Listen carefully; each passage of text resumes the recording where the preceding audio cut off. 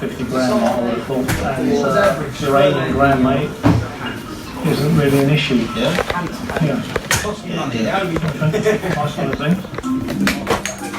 I can actually relate to someone getting emotional over saying goodbye, Steve. Fuck off. Welcome back. Have a good one. See you later.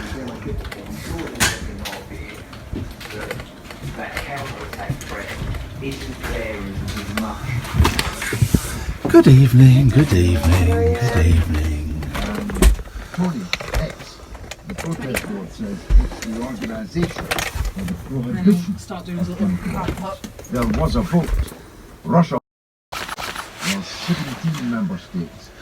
Getting better. I can't move it very much, but it's getting better. So there you go. It's marvellous for me. And I hope It's very stiff, but better. come back tomorrow night Thank you. at 7 o'clock when God willing. I'm cold. I'll be in this chair again. Okay, let's do it very quickly. Here we go. I'll open it right now. Okay? Here we go. Okay, thank you. Tomorrow, Let's get in there. as far as I know, not one as big as the one it clashed with tonight. It's been marvellous. Thanks for joining me. Talk Radio. Contact Talk Radio. Good evening, gentlemen. Good evening. How are you both? You alright? Oh, the cameras keep changing. Football, of course, yeah. We were watching. Come on now.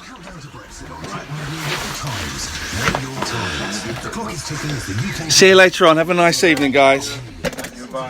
It's different cameras again. That's the other ones. That's the other ones. But on mounted. Right, we are streaming. Debate, analysis and opinion from right across the political spectrum. Countdown to Brexit with Julia Hartley-Brewer. Weekday mornings from 6:30 on Talk Radio with The Times. From office equipment. Tell her to take the calls, ring them back. I don't think she does. Ring them back immediately, wrap them up. No bed. No bed. Join now and get 20,000 bonus points when you spend £3,000 in the first 3 months. Plus your first year's annual card fees on us, saving £125. Search Amex Gold Business to apply. Offer subject to card membership approval. For a card with no annual fee, very stiff. Features and alternatives. But feeling much better. 1 2 1 2. Music's always best when it's live. I'd like a decaf coffee with 1 sugar, please. Now. Yes, please. Yes, please, my lady. Between 9 and 11 every night. Yes, please. Yes, please. Guaranteed to trigger in Sky Vegas bonus time. Only Sky Vegas. This is so earwormy. It's the music they use for the Clones cast. Is it? Yeah. Right. Decaf coffee and a show. We like to talk about what we know about at Glowworm. Practical training for new installers and the 499 checks we do on our boilers before they leave the factory. Did I mention 30 quid cash back and a free 7-year warranty with every registered install from our energy boiler range on our Plumbing Toolbox app. The Glowworm Energy Boiler range starts at $599 with a 7-year warranty and a £30 cash reward. Download our app or find out more at glowworm.co.uk. Glowworm. Easy does it. Terms and conditions apply. See glowworm.co.uk for more details. Across the UK, online and on DAB. We are Talk. Talk Radio. Give it some lip. Across the UK, online and on DAB. Talk Radio. On the hour news headlines. Good evening, I'm Carl Hartley. Neighbours of a 78-year-old man arrested on suspicion of murdering a burglar claim he doesn't deserve to be punished for defending himself. Police are questioning him after an alleged intruder was stabbed in Hither Green in South London in the early hours. He died in hospital. Christina lives nearby and says she spoke to the man as he lay injured in the street. Stared right into his eyes before the police come. I was leaning over him going, "Hold on, mate, hold on, the ambulance are coming, the police are coming," and he was just like staring at us going, "Ooh, ooh." And then when the police screeched off, they've lifted his t-shirt up and it's just a big gash. Up to 87 million people's data could have been improperly shared from Facebook. The social network says that many more users than first thought could be affected by alleged data harvesting by British firm Cambridge Analytica. Now, Chelsea players and staff have joined fans in laying flowers outside Stamford Bridge in tribute to Ray Wilkins. The former England and Chelsea midfielder died earlier today following a heart attack aged 61. Talking on Talk Sport, former defender Stuart Pearce says when he was called up to the England team, Ray took him under his wing. Ray made me feel welcome and part of the squad straight away. Ray turned round and said it's important to be nice off the pitch, but when you go on the pitch, you've got to be a winner. I think Ray was nice on the pitch as well, to be fair, and a winner. Prince Philip is said to be in good spirits after a successful hip replacement. Although he is recovering well, he is expected to remain in hospital in London for several days. And 2 police officers were injured when missiles were thrown at Manchester City's team bus as it approached Anfield this evening. It was ahead of their Champions League quarter-final first leg clash with Liverpool, who have apologised. City probably wish they hadn't made the trip down the M62 because they were thrashed at 3-0. More showers fading overnight. Tomorrow will be bright for most, but some more wintry showers in northern Scotland. Talk Radio. The late night alternative with Iain Lee on Talk Radio. We have ways of making you talk. Microphones up. Just plugging in the computers, guys. Let's be honest. My neck is feeling stiff, but is much better after the unmitigated disaster of last night's show. I blame you, dear listener. We're taking calls. Get your calls in now. 0344 499 1000.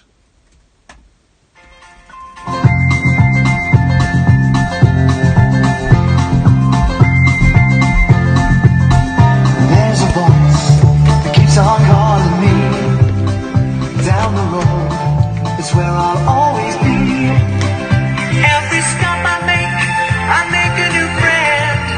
Can't stay for long, just turn around and I'm gone again. Maybe tomorrow I'll wanna settle down.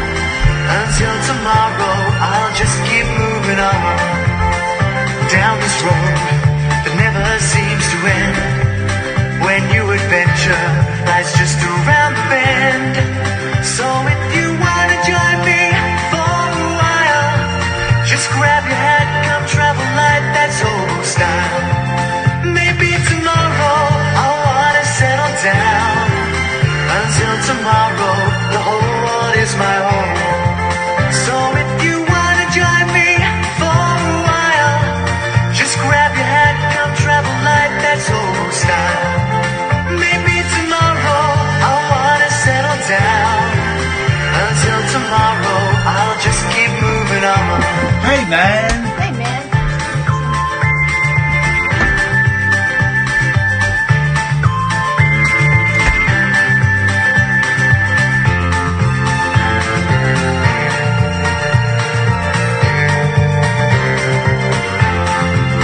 Maybe tomorrow I'll wanna settle down. Until tomorrow I'll just keep moving on. There's a world that's waiting to unfold, a brand new tale no one has ever told. We've journeyed far but you know it won't be long. We're almost there and we've paid our fare with a hobo song. Maybe tomorrow I'll wanna settle down. Until tomorrow I'll just keep moving on. So if you wanna join me Timing out all these fuckers on YouTube. just grab your hat, come travel light, that's all. We could survive without the calls. Timed out. See, the next thing was bullshit. Timed out. Until tomorrow. There we go. There we go. Right.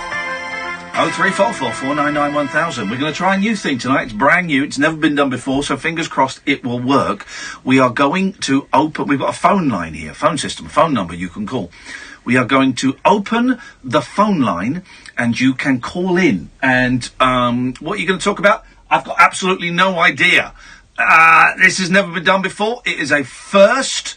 And we're just going to go with it. And we're going to see what happens. My name is Iain Lee. This is my female pal, Catherine. And the phone number is, I've got it written down on a bit of paper somewhere. 0344 499 1000. 0344 499 1000. And straight away, we got one of those people that we stopped taking phone calls for. Let's go to him. Good evening, Wasim. Good evening, Ian. You alright? Yeah, fine. Was that you on Twitter the other day? Yeah, it was me. No. God, you're an arsehole. You're a really nasty piece of work, aren't you? Really? Yeah. No, I thought you were just a bumbling idiot, but after seeing you on Twitter, yeah, you're a nasty piece of work. I got your number, Sunshine, and you're a thoroughly unpleasant gentleman. Seriously?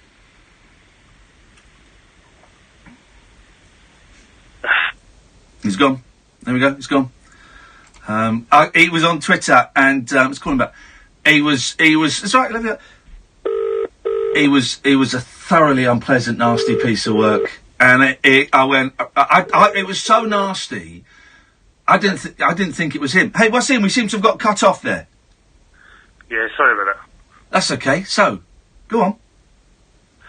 Nah, I was doing that. I wanted to ask you how your neck was. It's getting better, Wasim. How's your attitude? My attitude's fine, mate. No, it's not. It's not. I got your number now, Sunshine. I got your number. All I said to you, Ian, was, why did you put a clip on YouTube? I didn't swear at you. No, that's not what you said. You don't have to swear to be nasty, by the way.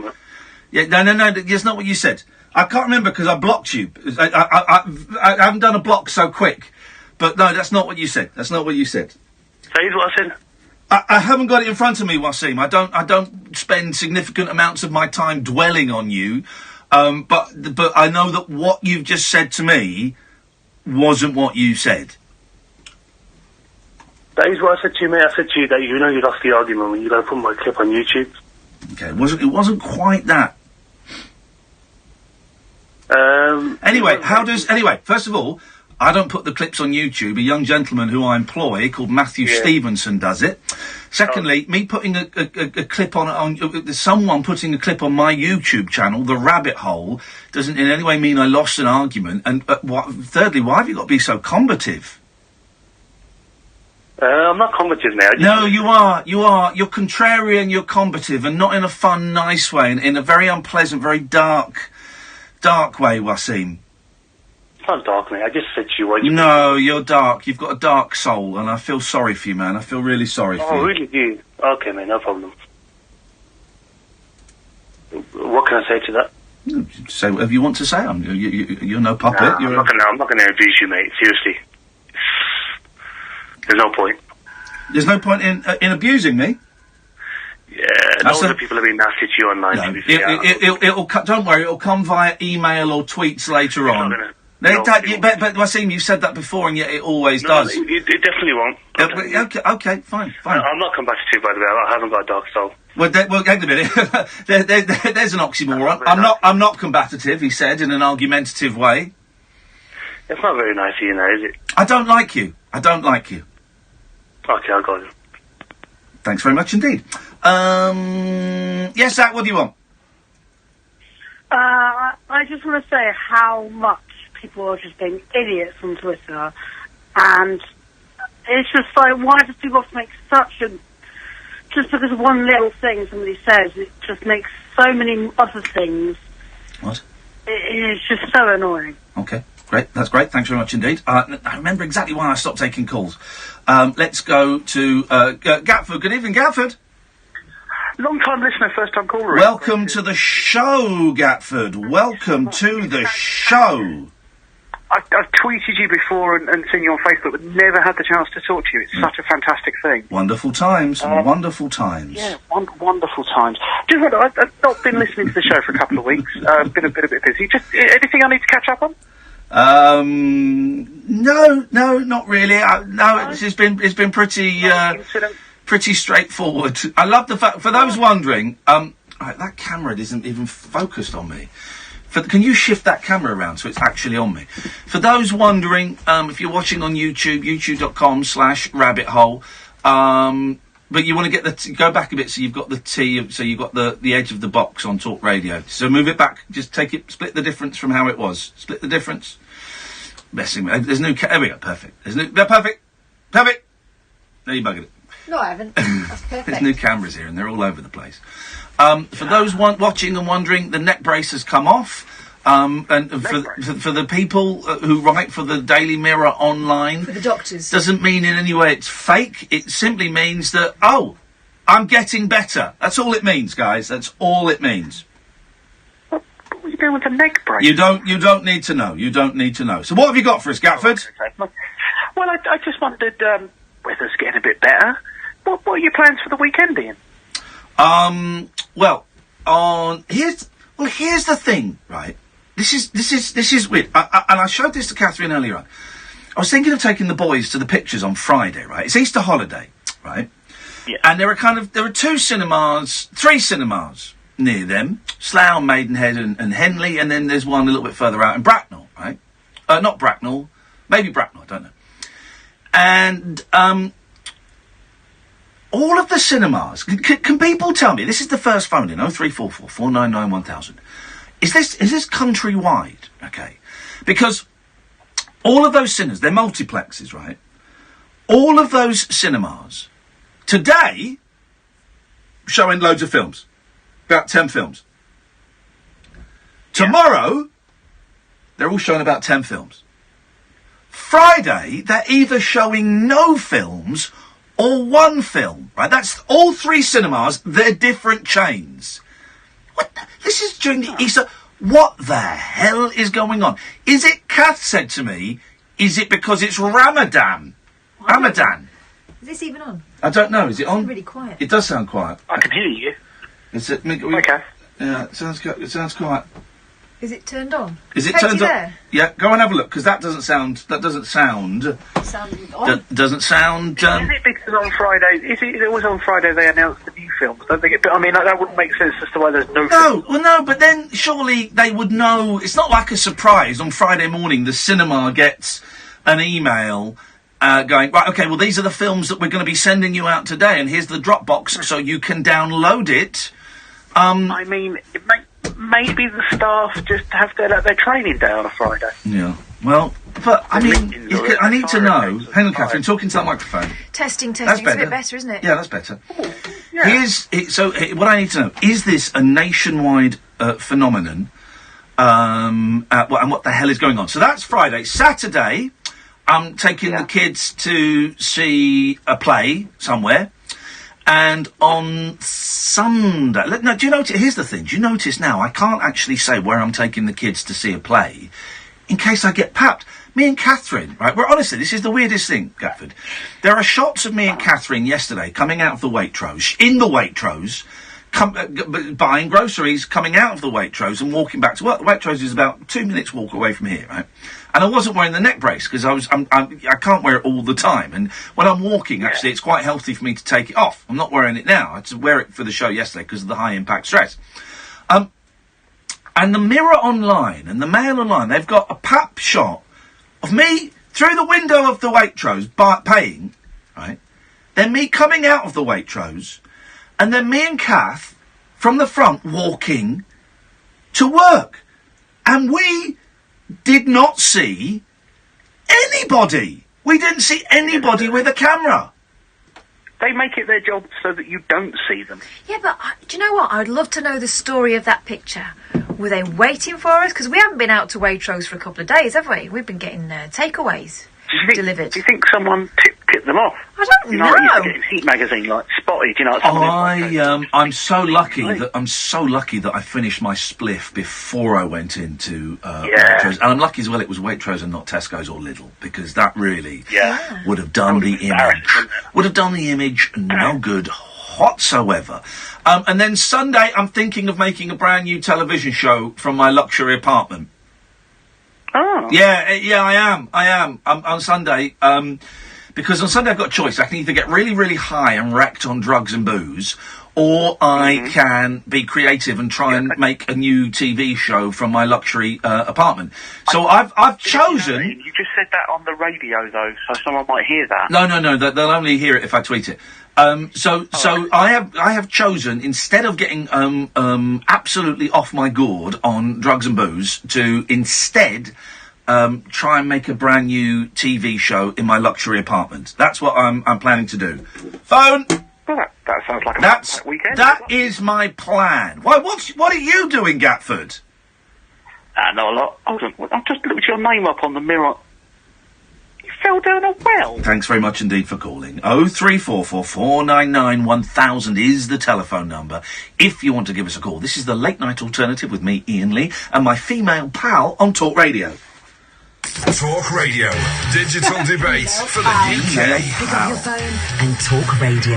We'll get you talking. My Twitter. Get behind the wheel and set off on a radical road trip as Talk Radio serves up Julia's continental breakfast with Eurotunnel the Shuttle.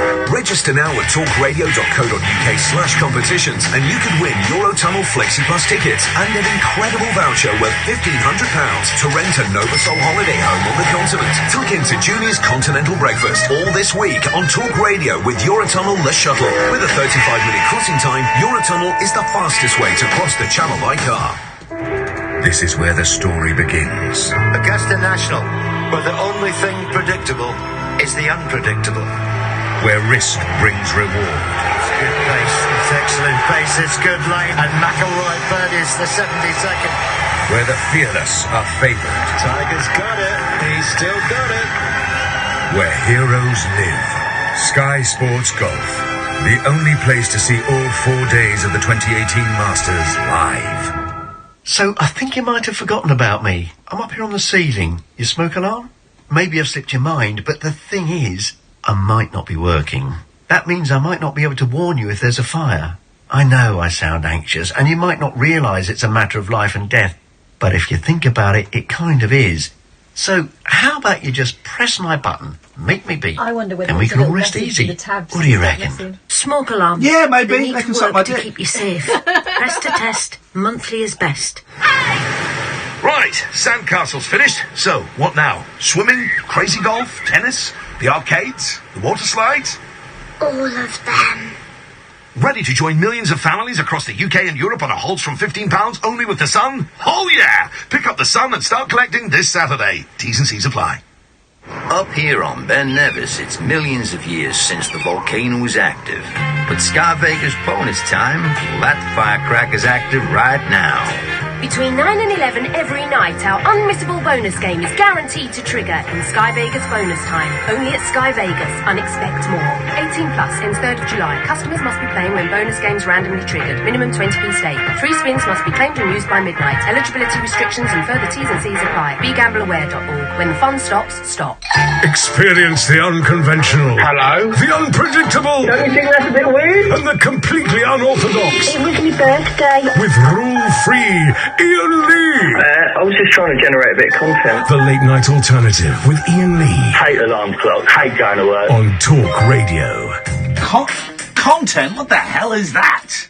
What the hell is that rubbish? Good evening, dear listener. This is the Late Night Alternative with me, Iain Lee, on Talk Radio. We're trying something new and bold tonight. The phone lines are open. And what that means is, for the first time ever, in, well, certainly in British radio, and I'm going to put my slightly stiff neck on the line and say anywhere in the world, we are going to be a radio show where you, the listener, you kind of dictate which direction it goes, because you can phone up, come on the air, and have your say about any of the issues of the day.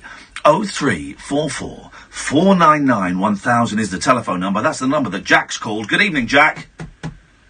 Bonjour, mate. How's it going? It's going very, very horny, Jack. It's gone really horny in here. You're really horny right now. No, I'm not saying that at all. I'm just saying that I'm growing a horn. Oh, That'll God, be will the you next. stop that? No. I mean on my head. That's going to be the next story we sell to the papers. I'm growing a horn on my head. Jack, what you got for us tonight on this night of nights? Well, I can talk about anything within reason, right? Mm-hmm. Okay. Even without reason. Ooh, that sounds exciting. You talk about anything you want, man. I spent the day doing my favourite pastime, which is battling feminists on Twitter. Okay. And battling or backing? Battling. Battling. Yeah. Okay. I wish I could say backing. I really wish I could. Okay. Why don't you back women? I do, right? I do. I believe in equality, and I just wish that everyone can realise that we're all human beings after all. Right. You take away the skin colour, you take away the gender, we're all human. God, that would be freaky, though, wouldn't it? Just like sort of grey, smooth action men type figures. Or action women. Can I ask a question? Or really, we're just all just gelatinous cubes. Can I ask a quick research Of course question? you can ask a question. Jack, are you a white man? I am, unfortunately. Apologies in advance. No, you don't have to apologise. Okay, so tell us what you did, Jack, before we all, while we're all constantly judging you. Go on. Well, I took the hashtag gender pay gap. Yeah. Yeah. Since deleted the tweet because I got a hell of a lot of abuse from it. Okay. So, abuse on Twitter? Wow, that's unprecedented. I know, it's the first. Yes. Oh, to be totally honest, I don't really use Twitter that much. I don't tend to get online abuse, and it did freak me out a little bit. I was new to this whole online abuse thing, and I thought, blimey. So I put the hashtag gender pay gap, and I put, can we please discuss this? Because I'm a little uneducated. Okay. And then I put underneath, I feel that the data released by companies, I put this in multiple tweets, just to know, because obviously it's a long thing. I put that I believe that the data shown by companies doesn't delve into the reasons as to why women are paid less than men, and I feel it could be due to choices that women make in life in the modern times. Go on. Choices. Hang on. Let's hear this out. Go on. For example. That's what I put, right? Right. But what do you mean by that? Because now we're not on Twitter. We can use more than 280 characters. So what do you mean by that? Well, I from the reading that I've done, and I'm not going to claim that I'm educated on this, which is why I kind of want to be educated, really. You're going to get schools. Don't you worry about that. Yes. Thank you very much. I look forward to it. So obviously, let's say women have had a bad time. That's a bloody understatement, isn't it? And it's terrible. I believe that in modern times, though, at least the countless amounts of women that I know have never been truly actively vocal about their struggles in the workplace, if any. And I feel like the cases that I hear about, be it on the news or the internet, seem to be isolated cases, albeit a lot of issues. Hang on, we're going off and think. I want you to explain exactly what you meant by the choices that you stated in the tweet. Yes. So focus on that. Yes, well, okay, sorry, mate. So basically, after reading up online about the choices women make in life, it seems to say that studies show that women go for jobs in the lower paying fields, right? So you're saying that women are going for jobs in lower paid fields. That's their choice. Well, at the end of the day, I'm really going to focus on this because you're wishy-washing all over the place. You mentioned choices, and we've still not got what those choices are. Are you saying one of the choices that women make is to go into lower paid fields? I would say that is potentially one of the choices. I'm not saying... Yes, hang on a minute. Let's focus on this. Yes or no? Are you saying that one of the choices that women make, when you talked about their choices being part of the reason for the gender pay gap, one of their choices is they go into lower paid fields? Is that what you're saying? Yeah. Right. Are in those lower paid fields, are the women earning the same as the men? I have no reason to believe that in Britain that they wouldn't be. Right. Okay. Well, then you've misunderstood. No, Jack. Then you've misunderstood what the gender pay gap is. Okay. What the gender pay gap is, what it means is that men and women doing the same job, whether it be in a lower paid field or a higher paid, but men and women doing the same job, women tend to get paid less. That's what the gender pay gap is. It isn't that women are doing lower paid work and men are doing higher paid work, but lower paid fields and higher paid fields. What it means is men and women doing exactly the same job with exactly the same qualifications and exactly the same backgrounds as, but women get paid less. That's what it means. Can I give an illustration? Please do. Okay. So this is my first job, having done a degree and a postgraduate diploma, which nowadays is equal to a master's. This was in 2000, so not that long ago, but long enough. It's still recent, right? Yeah. So me and a male who'd done the same qualification, our very first job in journalism, We both got the same job. We both got... there were two of the same job going. I found out after a month that he was on £1,000 more than me. Right, blimey. That's how it started. That's the gender pay gap. That's what it means. And it wasn't that he negotiated. That was what we were given. And we only found out by accident because he said to me, how much are you taking away at the end of the month? And I told him, he went, well, hang on a minute. And it was on, I was on 11 grand, he was on 12. My very first job. So that's what the gender pay gap means. And if it starts that way, how are you supposed to progress? So it would appear that your basic premise, you've misunderstood what the gender pay gap is. Yeah, I mean, for that particular point, that makes perfect sense. Yeah, so the gender pay gap is men and women doing the same jobs and women getting paid less. That's what the gender pay gap is. And you have a problem with that. Why? I don't have a problem. Well, I have a problem if they're getting paid less. Right. Okay. Well, that's what the gender pay gap is. So why were you trolling women online today? I wasn't trolling them. I literally made a tweet asking for someone to explain it to me because I didn't understand it. Or you could have Googled it. You could have Googled it. Oh, mate. I mean, I'm not the quickest person in the world. I've Googled a countless amount of articles and had a read through today, and I've had a read through since the whole thing really came out in the last few years, and I'm trying to wrap my head around it and ask as many questions as possible in which to understand it. I happily admit that I'm ignorant to it. But I think the problem is when you say something you don't like or people don't like online, even if you're being transparent and trying to learn. No, but you weren't. No, you weren't, Jack. With respect, you weren't. You were trolling them because you could have Googled, as I have just done, what does the gender pay gap mean? And it comes up. It comes up, and it says what we've just said. You know. So you going on there and kind of, and listen, I'm all up. You know, I love winding people up for sport and arguing and stuff like that. But I admit that it is a sport to me. You know, doing it without that acceptance and without saying, you know, this is why I'm doing it is trolling. So or maybe you were just dumb and you misunderstood the premise and you misunderstood the answers that you were getting. Well, I think part of me looks at things like Ryanair's statistics. So 78%, right? 78% of the gap in Ryanair. And would you mean 70? Because I don't know. I haven't got these figures. What do you mean 78% of the gap? What does that mean? The jet disparity, the pay gap in Ryanair is 78%, I believe. Well, now what does that mean? That men earn 78% more than women? More than women, yeah. Right. Okay. Yeah. And a lot of people today, also on Twitter, have been blasting Ryanair and saying how disgusting it is and how Ryanair needs to close the gap now. And I'm thinking, how can Ryanair close that gap when the majority of cabin crew are female and the majority of pilots are male? Right, well, no, but right, okay, I've got it here. Ryanair has revealed a gender pay gap of 72%, the worst in the airline industry. Median hourly, but you wouldn't be paying an air steward or stewardess the same as you'd be paying a pilot.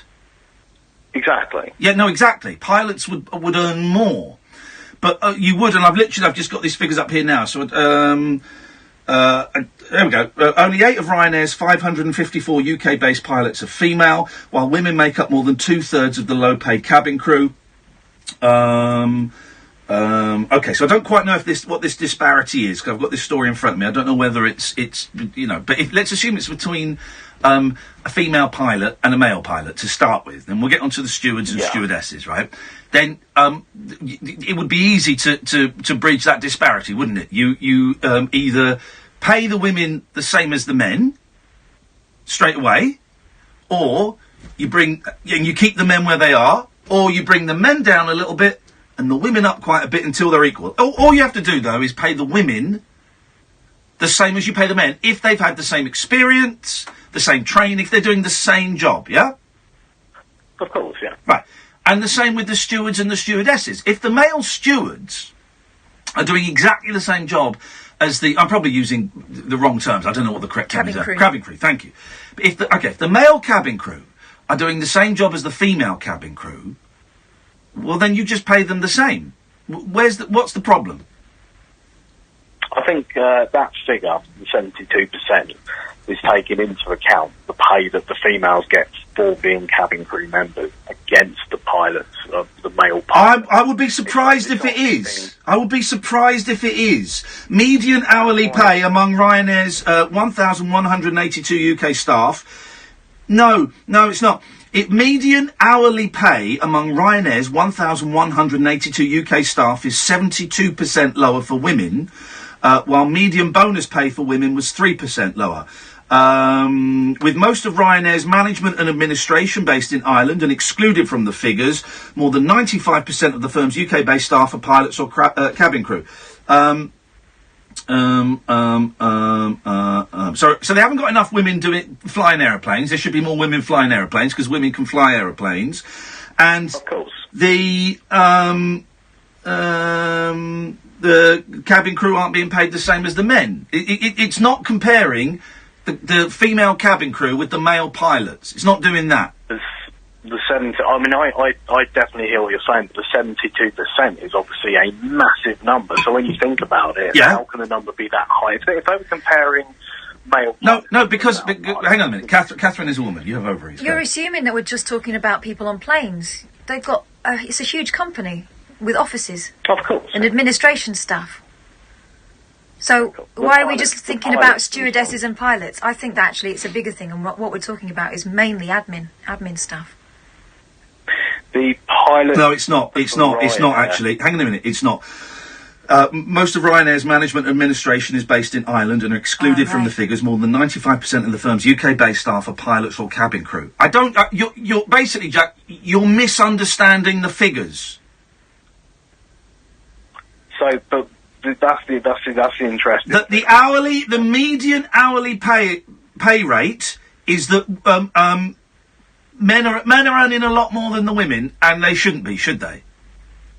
No, of course not. Right. Okay. So what's the problem? Obviously. What's the problem with what's the problem? Because I feel that these figures, like 72%, right? If we're talking about pilots and cabin crew here, included in this 72%, right? That is the difference between the pilot's wages and the cabin crew's wages, Ian. If you look at 72%. Okay, well you're throwing this at me, and I've not seen this. So you've got better. You know better. Okay, you've seen the figures more than me. Well, but let's talk about equal pay. Let's not talk about the gender pay gap then. Let's talk about equal pay, which is a slightly different thing. Why shouldn't women be paid the same as men? Of course they should be. Okay, so then why would you go online? Why would you go online and be mean and just troll people about this? Okay, I'll explain. I didn't. I wasn't mean. You know, I'm not the sort of person that gets kicks out of, you know, taking the piss out of other people and making them feel horrible. Right. Because at the end of the day, I'll be honest with you, mate, I've spent the last year and a bit not working, you know, and I'm suffering from, you know. Okay, so why go online and just wind people up? Well, I'm not. Well, no, you are. And let me just clarify. Let me clarify one thing, because someone's pointed out that this is where it does get confusing. Gender pay gap and pay equality, they're different things. So let me just quickly read this. So it does include the pilots, right? So the gender pay gap is the difference between the average hourly earnings of men and women across all roles. Okay, that's what the gender pay gap is. And equal pay would be paying people equally for doing the same job. So there is a slight. It gets very complicated, even for a intellectual like myself. But why would you go online and stoke these fires? Why not go online and post links to Beatles songs or videos of cats dressed as Darth Vader? Well, why go on and stir up a group that already feels, to a certain extent, victimised and put upon, when, we do come from a place of privilege, white males, we got, I know some of us, we have it tough to a certain extent, but compared to nearly every other group, we're having the time of our lives, man.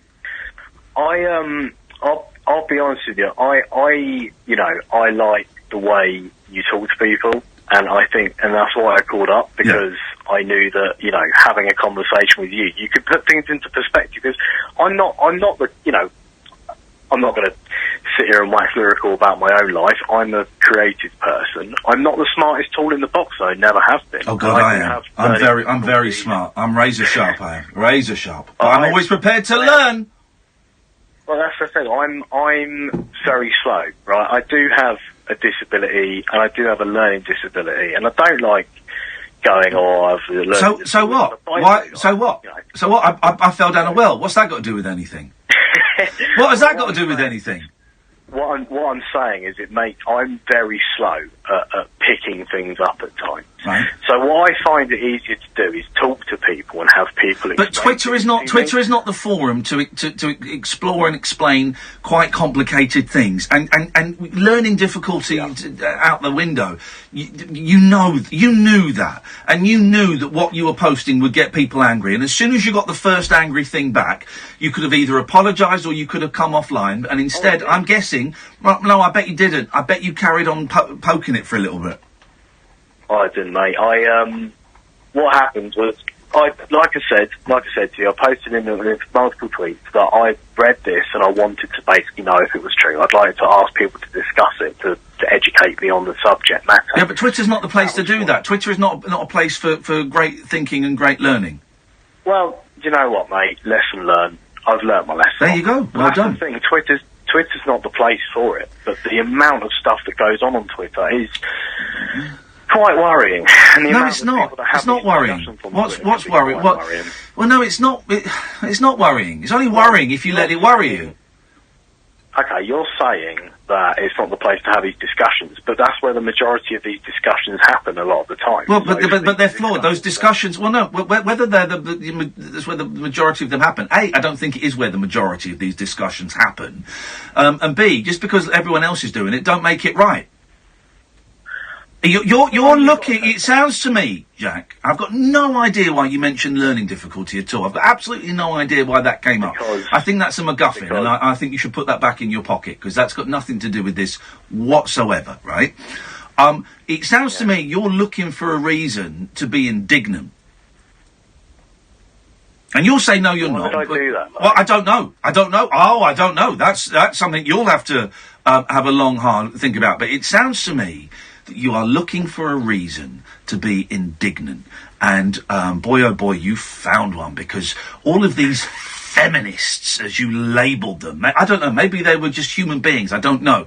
But all of these feminists were attacking you online for not understanding something that is quite complicated. And I was a little bit woolly at the start of this conversation, but with simple Google would have explained it to you, and it sounds like you wanted to be indignant. When you Googled the Ryanair figures, I had to tell you that it included the pilot's wages. Yes, because I don't know if you noticed, Jack, I don't know if you noticed, I'm a little bit busy doing a radio show, and I'm talking to you, and it's a bit trickier for me to Google things, but I clicked a link within the Ryanair story, because it then clarified equal pay and gender pay gap. So it was 2 clicks it took me, Jack. So don't get smart with me, sunshine. It took me 2 clicks whilst I'm having a conversation and I'm presenting a radio show and I'm monitoring Twitter and I'm looking at all the phone calls that are getting racked up. So I was able to do it. So why did you go online just to wind people up? Or to wind yourself up? Maybe that was it. Maybe it was to wind yourself up.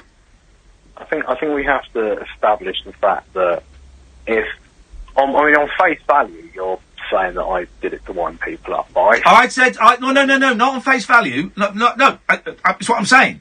You did it to either wind people up or to get yourself wound up. It was one of those 2 things. But how can it be only those 2 things? I mean, what you're basically suggesting, in terms of simple psychology, what you're suggesting is that I mean, you don't know me, so I'm not going to. I know you better than you know yourself, I think, Jack, at the moment. And you must be an idiot to think you can go online and not put out something as incendiary as you did and expect, with the hashtag, so drawing attention to it, and then not expect to get a load of flack back. Twitter is full of arseholes. People give you flack. You knew that before, right? That's not the great learning thing you've had today. You didn't know that people could give you flack on Twitter. Oh, mate, I know people could give you flack, but I didn't expect it. So, I mean... Right, well, then you're an idiot. Well, it depends how you define the word idiot. I mean, I define the word idiot as someone who doesn't know that if you put out something incendiary on a social media platform, that you will get flack from people. That is an idiot. What was incendiary about it, can I ask? What do you personally feel that was incendiary? Tell me what you said. What's your Twitter feed? Let's go and look at your Twitter feed. And by the way, everyone on YouTube telling me to move on to the next caller, piss off. Right, what's your Twitter feed? I'm not giving you my Twitter. I'm not going to be like, I've had a bad enough day. What's your Twitter feed? Why won't you let me see what you tweeted? Go on, what's your handle? Because I've deleted the tweet. Well, okay, then. 1 o'clock this afternoon. I can tell you what it said. No, I know, because here's the thing I've learned. And Wasim at the start of the show was a great example of this, right? Oh, Wasim, he was a bloody classic already, wasn't he? Well, don't, because we're having a conversation now, and there are people saying exactly the same about you. When people quote, in inverted commas, their tweets to me, they always miss out just a key word, or they rephrase things. They always do. No one has ever quoted a tweet to me they've sent accurately. And just one word, one bit of punctuation can totally change the meaning. So no, I don't want you to tell me what you said, because I won't believe you. That's fair enough. Jack, lesson learned. Yeah, no, thanks very much. You're very welcome. 03444991000 is the telephone number. This is the Late Night Alternative on Talk Radio. All these fucking arseholes on YouTube, get rid of him, move on. Fuck off! Fuck off! You're going to love. Talk Radio. I don't think he did learn a lesson. From putting up blinds to plumbing and bathrooms, there's a local hero for that. And from tiling floors to fixing electrics, there's a local hero for that. It's easy to book a trusted tradesperson at localheroes.com. Plus, all work comes with a 12-month British Gas guarantee. Join the thousands across the UK who've already used a local hero. Search Local Heroes. In the new Sun mobile app, you have all this. TV and showbiz exclusives and football and breaking news and money-saving tips and scores and travel and fashion and beauty trends and celebs and real-life stories and Dear Deirdre and sports and gossip and alerts that make sure you stay ahead of the game.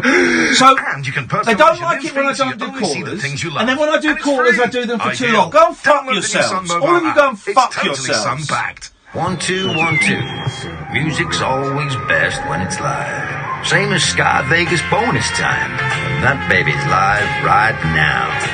Between 9 and 11 every night, our unmissable bonus game is guaranteed to trigger in Sky Vegas bonus time. Only at Sky Vegas, unexpect more.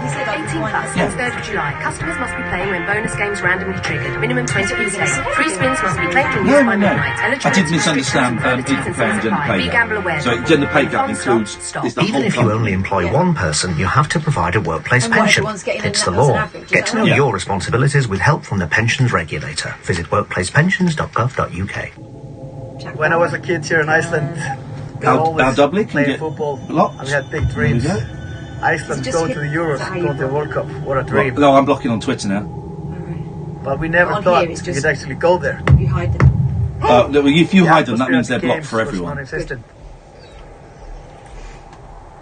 So we got together, we started to create this big support crew. Bit This harsh, was Ian, bit called harsh. Full One, with 12 men. We got the drums and created some chants, and the results started growing. At the Euros, something amazing happened. The Vikings came to Europe. We unleashed on them the famous Viking chant. It was a beautiful tournament. Just got great results, and everybody was rooting for Iceland. I'm really honored to be a part of Tola. I think we're doing a great job, and I think Iceland and the people are proud of us as well. Yahoo Sport. Fan-fueled stories that matter. Across the UK, online and on DAB. Weekends with Penny Smith. on Talk Radio. I'm Penny Smith. Join me on Talk Radio for the perfect weekend breakfast. I'm going to be reviewing the papers, taking a look at all the best new film, book and theatre releases, and I'm going to be chatting to a whole host of celebrity guests live in the studio. Weekends with Penny Smith, Saturday and Sunday morning from 7. On Talk Radio, we'll get you talking. Moonlit musings from mums, madams, and meat packers. Never mind, I must have misheard. The Late Night Alternative with Iain Lee. The station's brilliant. On Talk Radio.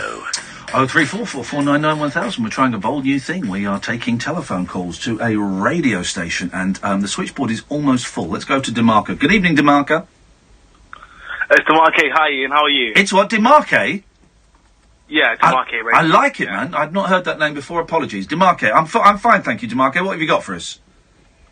So it's a different take on the gender pay gap issue. Okay. So you know how certain radio stations, commercial radio stations, have a certain number of presenters that the majority are male and are female. It's the same with, let's take LBC, for example. The station is predominantly white, and it's only, let's say, one person of colour that is a presenter there. And as someone, as a young black person who's heading into the media industry right now, I feel like radio stations should take on people that are creative, that are of different colours and backgrounds, because it's important to get, a different flavour. Like, what's this got to do? Hang on a minute, DeMarco. So this has got nothing to do with the gender pay gap?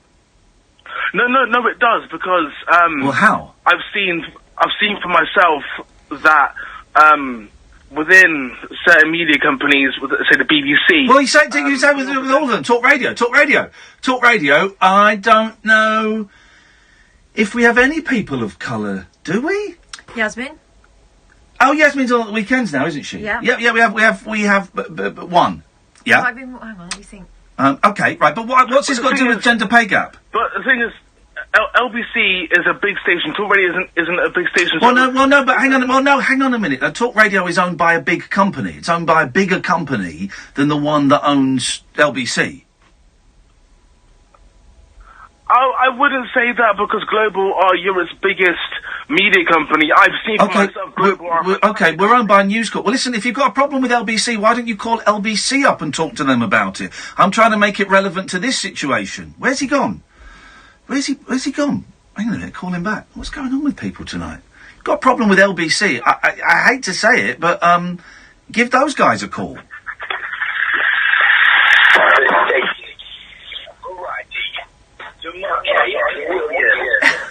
Is he playing his jingles? Please leave a message after the tone. If you'd like to change your message after you've left it, please press hash. Where did you go, DeMarco? Come back, man. I'm guessing your battery died. You're talking, it would appear, about the lack of people of colour on national broadcasters, okay? Well, that's different to gender pay gap. I'm happy to have that conversation, of course I am, but I think you are muddying the waters and doing neither side any favours by saying it's to do with the gender pay gap. It's not. But I don't know what happened, so give us a call back. Let's go to Annie. Good evening, Annie. Hi, Ian. Hi, Kath. Hello. Hello. I was going to, because I called up while Jack was on the line, and I was going to kind of continue that discussion, but I'm not sure I can be bothered. It's just too flipping exhausting. It's quite exhausting. I mean, you can do it if you want. And apologies, everyone's now sending me, you misunderstood gender pay gap and equal pay. Yeah, right. Listen, it's been a long old day. I'm on painkillers. I got my terms a little bit mixed up, but we got there in the end. So everyone can just naff off. You can if you want, or not if you want. I don't mind. What I found, Annie, was I'm tired of explaining it to people who've already made up their minds that it's a load of old balls, which is what it sounded like from Jack. That's it. Yeah, that's it.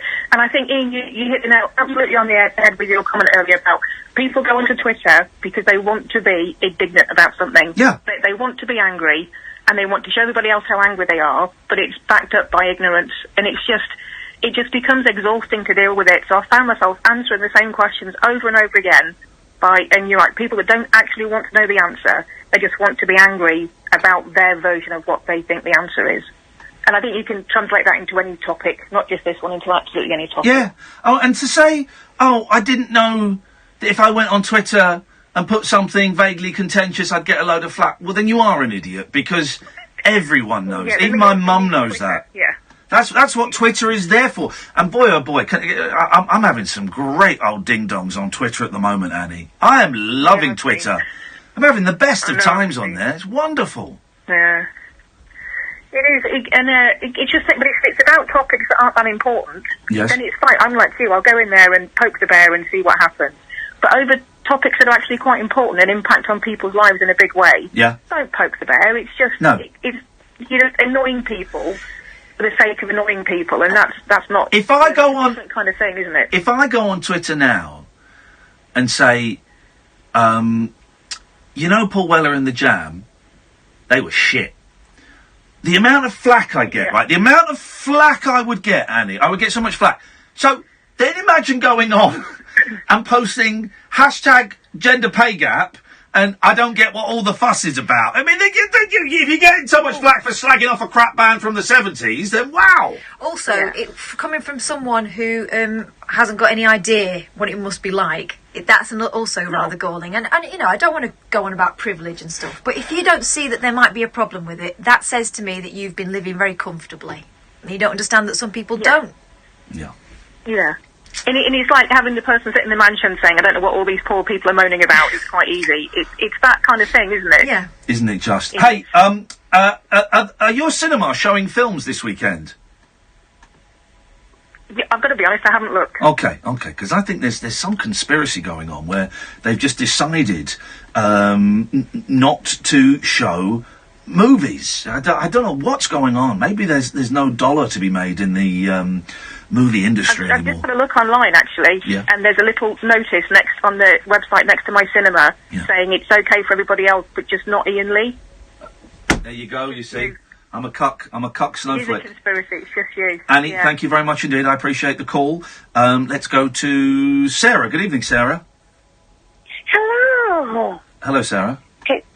Can I change the subject totally? Of course you can. Yeah, sure. Why not? Why the hell not? Let's hold hands and run down the motorway naked. Let's do it, Sarah. Yes. Oh no, I'm too wobbly for that. Okay. No. Okay. No. Me too these days. Yeah. Right. The diet starts tomorrow. It's not a diet. It's a lifestyle change. Don't forget to send me an email and join my mailing list on how to lose weight and still be a racist idiot. Anyway, Sarah. Yes. Okay. Right. We got a puppy. Ah. No. Huh? No. No. I've had 2 kids. Okay. Yes. And the puppy is no. No. The kids are yes. Ah. Easy. Yes. The puppy is no. Yeah, puppies are really, really hard work. Yeah, it's like having an 18-month-old for 15 years. Yeah. Yes. Yeah. Yes, but it moves. Yes. It can move around. Yes, they do. The puppies do move around. They should make that clearer on the packaging. Yes. Yes, and you want to know what else it does? What else does it do? It eats its poop. Yeah, they do. Puppies do eat their poop. Yep, they do. Yep, they do. Yeah. They do. That goes on for about a year. A year? Yeah. It's a year. Oh, no. Yes. Oh, no. Oh, yes. So are you saying you're going to drown the puppy? Oh no, come on. Well, this is the vibe I'm getting from her. She's a very strange lady. No, the puppy is strange. The puppy is strange. I don't know if you or the puppy are strangest. I don't know. Maybe the Clash. Yes. The Clash. I think the Clash, yes. Yes, the Clash. Another overrated band from the 70s. Yes, they are. But Yes. I'm not getting into that. No. But we have a puppy, and I strongly advise people to think very long and hard. Well, yeah, but hang on a minute. Did you not think very long and hard about it? Well, you're an idiot. If the answer to that question is no, then you're an idiot. Of course you've got to think long and hard about it. It's not like buying a chair or a remote control car. It's a living, breathing thing that eats its own poop and lives with you for 15 years. I have a 14-year-old who said would look after said puppy. Yeah, well then if you believe what a 14-year-old says, then you're even more of an idiot than I thought. Of course they don't. Of course they don't. They don't know what work is involved. You're the responsible adult, and you will be for the next 20 years. Yes, I know. I'm sorry. That's okay, Sarah. Thanks ever so much for calling. Wowzers. I mean, really, we're getting through them tonight, huh? Yes, Gavin? How you doing, Ian? I'm very well, Gavin. What have you got for us? Happy returns. Yeah, I was thinking about, you steered me onto The Glass Wall by Imani Coppola. I didn't rate it, mate. Okay, well, apologies. That's all right, man. The next thing I wanted hang on a minute, how could you not like Raindrops from the Sun? No, I didn't dig it. I preferred, Right, well, then that's one of the greatest pop songs of all time, so you're wrong. Could you... mate, Aphrodite is a far better album. Well, okay, well, you didn't say that. That's not what you said. You said you didn't rate it at all. Raindrops from the Sun, which is a song I play on this show quite a lot, is a magnificent pop masterpiece.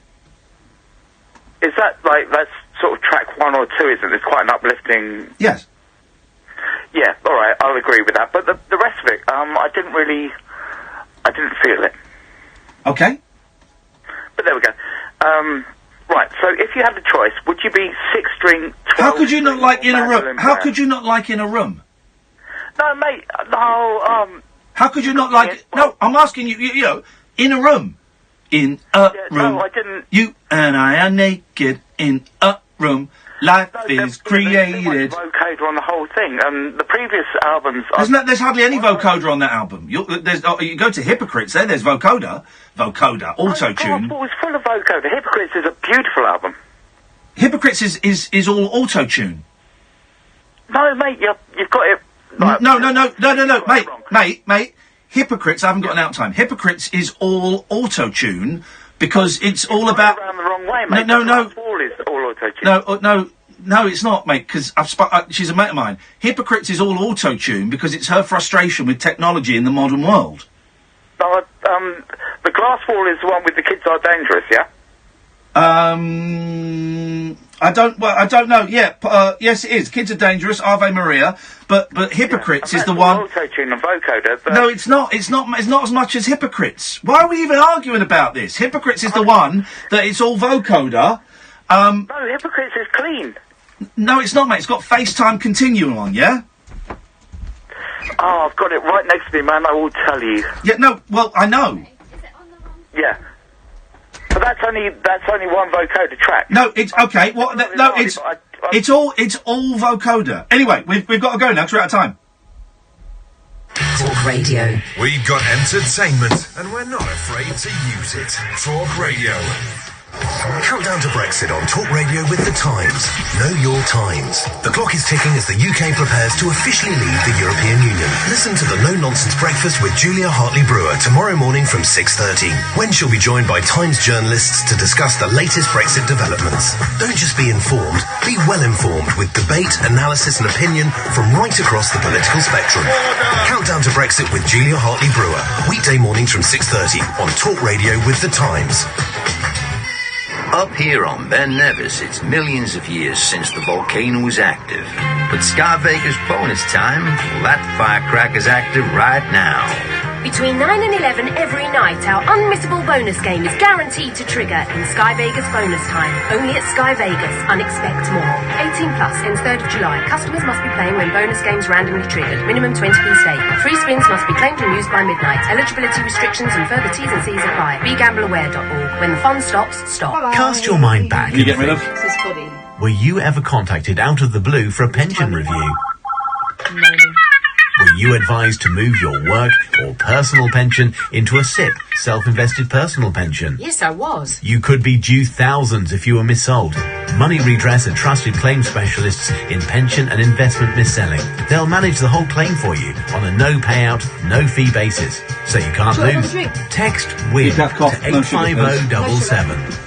Where do you charge an electric car? Huh? How quickly can I do it? How far can you go on one charge? How much can I save? Can I charge it at home? Do I need a house with a drive? Can you get an electric shock off them? If I plug in my mobile phone, will the car's battery run out? Can they go in car washes? Got questions about owning an electric car? Get the answers at goultralow.com. Keeping your four wheels fresh when you've got a four-legged friend. Cat. can be a hairy business. Until now. Power Out Pet Mess Kit is the brilliant new product from Turtle Wax that keeps canine carrying cars clean. Whether you take your Vizsla in a van, your hound in a hatchback, or your black lab in a black cab, Power Out Pet Mess Kit is the simple way to remove the unwanted hairs and odours pet passengers leave behind. Turtle Wax Power Out Pet Mess Kit. Trusted innovation inside and out. Available now from Euro Car Parts and all good retailers. Across the UK, online and on DAB. Talk Radio. For those about to talk, we salute you. Across the UK, online and on DAB. Talk Radio. On the hour news headlines. Good evening, I'm Carl Hartley. Neighbours in South London say a man who's been arrested on suspicion of murdering a burglar in his home is friendly and popular.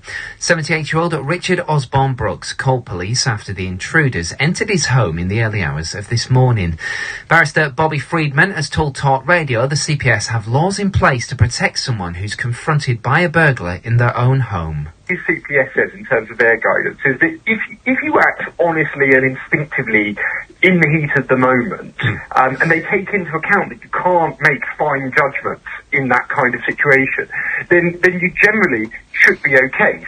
Now, the Foreign Office has admitted deleting a Twitter post on Russia's culpability over the Salisbury spy poisoning. The tweet from 2 weeks ago claimed UK experts had proven the nerve agent was produced by Moscow. But Porton Down scientists now say they haven't verified the source. Security Minister Ben Wallace says it's obvious the Kremlin was behind it. We know that the Russians designed it, and we know that the Russians were the only people to make it and stockpile it. So it very quickly eliminates most of the other suspects potentially, and then add that to Russia's form, Russia's evidence of previous assassinations.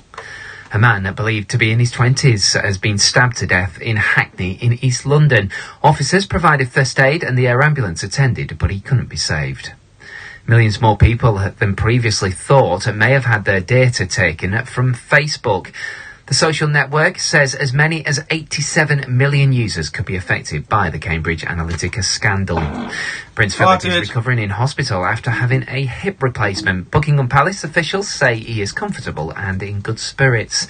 And Spain's foreign minister says it wants co-ownership of Gibraltar Airport. Alfonso Dastis says although the country wants to ultimately take over the British territory, it won't hold the UK to ransom during the Brexit negotiations. More showers fading overnight. Tomorrow will be bright for most, but some more wintry showers in northern Scotland. Talk Radio. The late night alternative with Iain Lee on Talk Radio. We have... I'm going to be releasing a best of Imani Coppola in the summertime when I pull my finger out. That's what I'm going to be doing. 0344 499 1000 is the telephone number. We're doing a bold, brave new thing. We are taking phone calls, and you are welcome to call us about absolutely anything you want. Here's the thing. I've honestly, I've been laughing so much the last few days, so much. And maybe one day we'll do a live show about why. But laughing so much, right? But here's the thing, right? So, we tried a bold new experiment, and we always say on this show, don't be afraid to fail, okay? I learn the most when I fail. When things are going well, I don't really learn anything. Very little, if anything at all. When I fail, that's when I learn the most. And we tried a bold new direction of a phone-in show by, I said first, a second, after Julia Hartley-Brewer, a phone-in show without any phone calls. And I've got to be honest, I thought Monday's show was absolutely brilliant. I thought last night's show was hit and miss. But the hits were great, and the misses weren't that great. Misses weren't that pleased, eh? And then I came away, and I had a real hard think for about 7 minutes, and I blinked. I blinked first. And so I decided we were going to try a bold new direction today, and we're going to have phone calls again. Here's the thing, right? Loads of people, first of all, loads of people got in touch and said they love the shows. Honestly, I got loads of emails and tweets saying, love the shows with just you and Kath. Really enjoyed the chat with George, really enjoyed the bit about self-publishing, really enjoyed it. I thought it was great, and a lot of those callers get on my tits. Right? Okay, fine, thank you. But loads of people, I mean loads of people, including people that have been listening if not calling me, for about 8, 9, 10 years. Got really, really angry. And didn't just get angry, they got mean. And they got nasty. And they started posting things all over Twitter, all over Facebook. I'm a big fan of Ian's, but this is painful listening. He's having a breakdown. I can't listen to this anymore. It's too sad. Wow. Wow, things changed for 2 shows. And you'd made the decision that you couldn't listen anymore? Also, you've been listening for 8 years, but it would appear you're not hearing it properly. Yeah. So for 2 years, and you can't listen anymore because for two nights it's slightly different. Ian needs calls. That's what he's famous for. What? I'm not. I'm famous for crying in the jungle and falling down a well. That's what I'm famous for. Can I also interject? Yes. Do you think I would let you go on air and have a breakdown? Yeah, I think you would. Like that man in that film. Well, that kind of gets on my nerves as well. This idea that it's what. But here's the I'm thing. gonna let you do that. Here's the thing. So, gone back to having calls. But now loads of people are going. Yeah, these calls are going on too long. Where's Alan Caddick? These calls are going on too long. This is too dull. This is really hard listening. Since the neck brace and the physical injury, and he's not been the same since. It's not been the same since. It's not been the same since. ... You fill in your own point when it changed. It's not been the same since he fell down the well. It's not been the same since he went on Good Morning Britain. It's not been the same since he went on I'm a Celebrity. It's not been the same since he started on Talk Radio. It's not been the same since he left LBC. It's not been the same. Here's the thing, guys. The show is forever changing. The album Forever Changes. It's about this show. This show forever changes. This act forever changes. There was an important 3-letter word in there that some of you might have missed. Not saying it again. But it evolves and it changes. And Monday's show was one of the best shows we've done. Tonight's show, yes, tonight's show is an average show, but because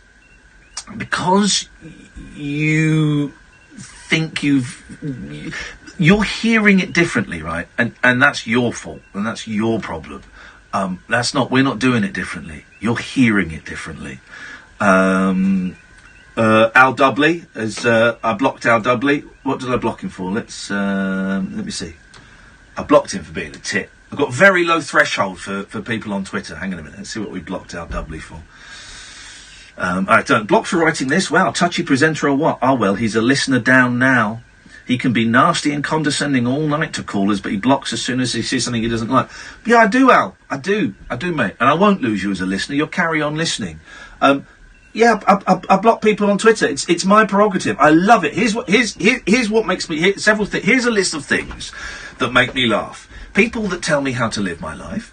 People that tell me how I should be using Twitter. People that get angry that I'm not using Twitter the way they think I should be using Twitter. People who tell me how I'm feeling. People who tell me what my radio show should be like. People who tell me what I should do to protect my mental health and my sanity. People who tell me that I shouldn't work too much. People who tell me I shouldn't be doing Good Morning Britain because I don't get enough sleep. People who stick their nose in and haven't got a clue. Mr. Dudley, you are one of those.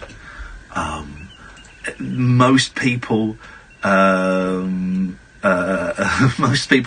Twitter, you haven't got a clue. Most people on Facebook and Facebook fan pages, you haven't got a clue. And now this, and now here's the funny thing, right? If I'd have said all this 6 months ago, it'd be fine. It'd be a little monologue at the top of the second hour on a show on a Wednesday.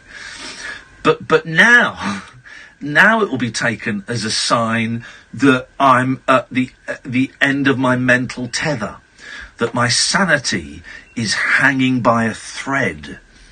I'm having the time of my life, guys. I'm having the time of my life. 0344 499 1000. We'll take the phone calls in a minute. This is Iain Lee on Talk Radio. Talk Radio. Talk and entertainment across the nation. Talk Radio. Give it some lift. What are the best things about working for yourself? snarky. Being the boss? Setting your own hours? Every day is bring your dog to work day? Bet you didn't say invoicing. Send customized invoices I think I in a blocked him moment before, 'cause that with picture rings a QuickBooks. bell. Know when they've been seen, Blocks, paid, or overdue. fallen for the white so you male can stay on privilege top and of gender your pay cash gap flow. garbage, I Get see. That back makes to them more cringe-worthy enjoyable listening. things. Why isn't it okay to have a debate on Twitter? Getting a bit bored with all the condescension Available towards now for callers up now. to 50% off your first 6 months. For terms and conditions, visit quickbooks.co.uk. We know how and hard also running your he's fleet can be. We know about the All right. endless tough Also, he's decisions you tweeting have to about make. to Dr. Tough Robinson. decisions Yeah, about please. choosing suppliers. Tough Sorry, decisions Al, you're a about how prick. to expand. So here's an easy decision. If you're looking for a new van, the Volkswagen Crafter will cost you just £289 a month with nothing to pay up front. Incredible offers to help your business thrive. Search Volkswagen Crafter to find out more. Volkswagen Commercial Vehicles. Working with you. No initial rental on contract hire. Excludes 20% VAT. Business users only. Until the 1st of July 2018. T's and C's and exclusions apply. Volkswagen Commercial Vehicle Financial Services. At Homebase, there's 2 for £70 on Farrow and Ball 2.5 litre estate and modern emulsion paint. Offer ends Monday. Homebase, always your home, always low prices. In-store only, excludes clearance outlets. Guess what? I just got a pay rise. I got a pay rise too. And so did I.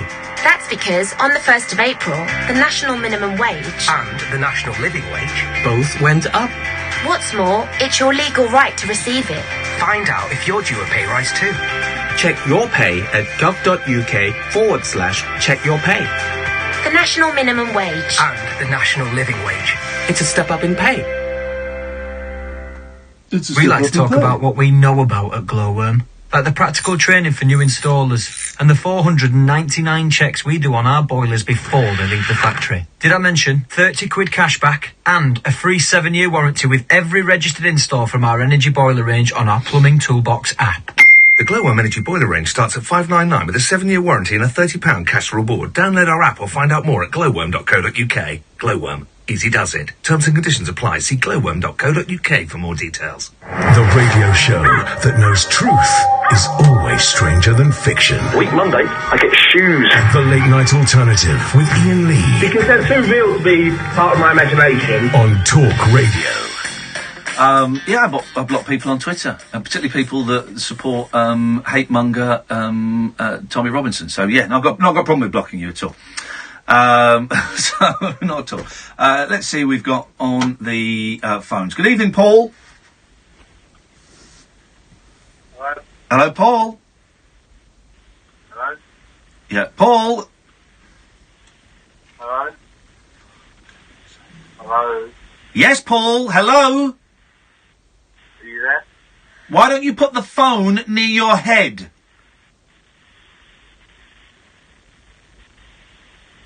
It's one head right now. Okay. Hello.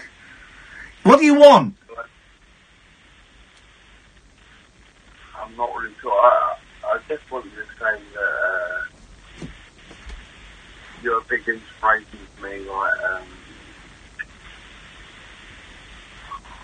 I don't know. Paul, listen, man. I want to talk to you, brother, but I can't hear you. Right. Well, are you in the same room as the telephone? Yeah, but I'm sort of Bluetooth. Hold on. Don't Bluetooth. Come on, let's go old school, man. Get that phone in your hands, put it up next to your head. Don't worry about the brain tumours. I've got the phone in my hand. Here we go. We can hear you. We can hear you. What's going on for you, man? You're a big inspiration for me. I just like the way you deal with life, and I'm struggling at the moment. And go on, tell me why you're struggling. Well, I don't know. I've got dependency issues, sort of. Yeah. And it's not going well. I was sort of riding the crest of a wave. Thought everything was going hunky-dory, and then bang, I'm back down again. I'm back to square one, sort of thing. Like, it's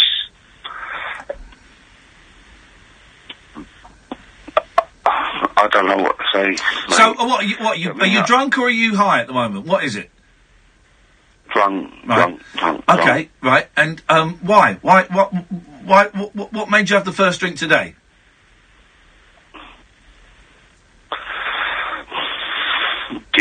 Just a knot in my stomach. It's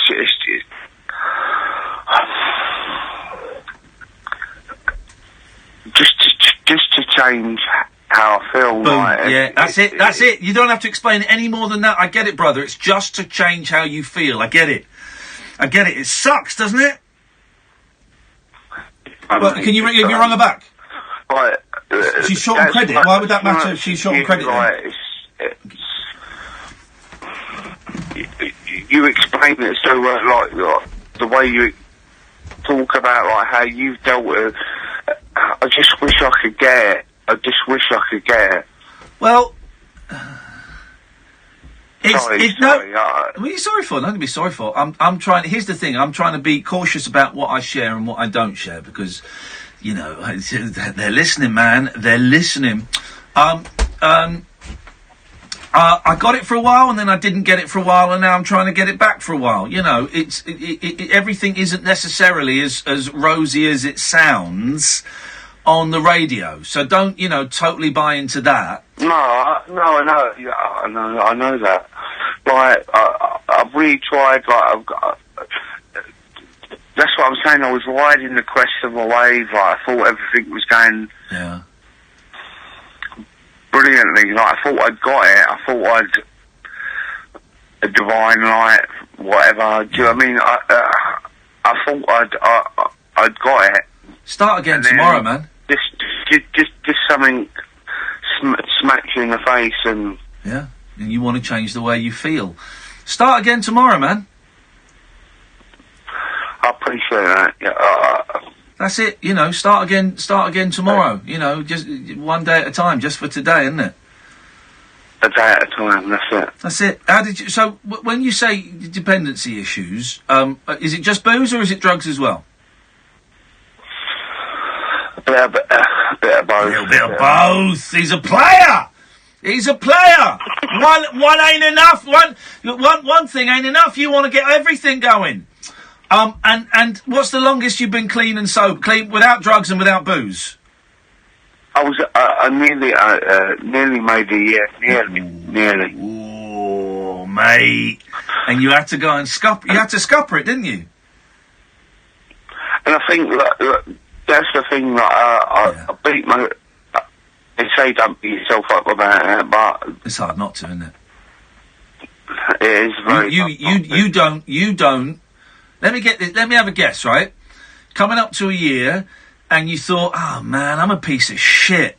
I don't deserve a year of not drinking and not taking drugs, so I'm gonna screw everything up to prove that I'm a piece of shit, and the people around me will have reason to hate me, and I'll have reason to hate myself. Is that about right? Nail on the head, mate. Yeah, nail on the head. Yeah. Do you know what I mean? Like, yeah. I've had it, man. I've had it. I get it. I get exactly what's going on, and it's hard work bumping around at the bottom, and it's painful bumping around at the bottom, isn't it? Big time. Like, I'm just really struggling, you know what I mean, at the moment. I just don't know what to do. How did you get clean before? Well, I was sort of parted from my kids and my partner, and I sort of got clean on my own. Yeah. 3 meetings and. Yeah. I moved back into the families, and it's just all gone, like, I think I've sort of stepped away from what I should be doing, and I don't know, Iain. Well, okay. Well, listen, I can't tell you what to do, man, but you've kind of come up with half the answer there, where you said you've sort of stepped away from what you should be doing. Well, why don't you take a step back to what you should be doing, right? And that will help.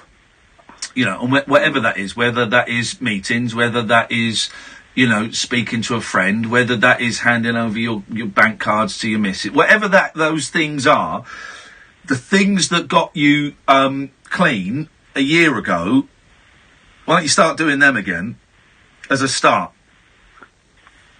Yeah. I'm not saying it's going to work, and I know, again, that it's not as simple as that. I you know, God, there's so much I want to say, but because of those arseholes at the newspapers, I'm really having to bite my tongue. So thanks a lot, guys. I know.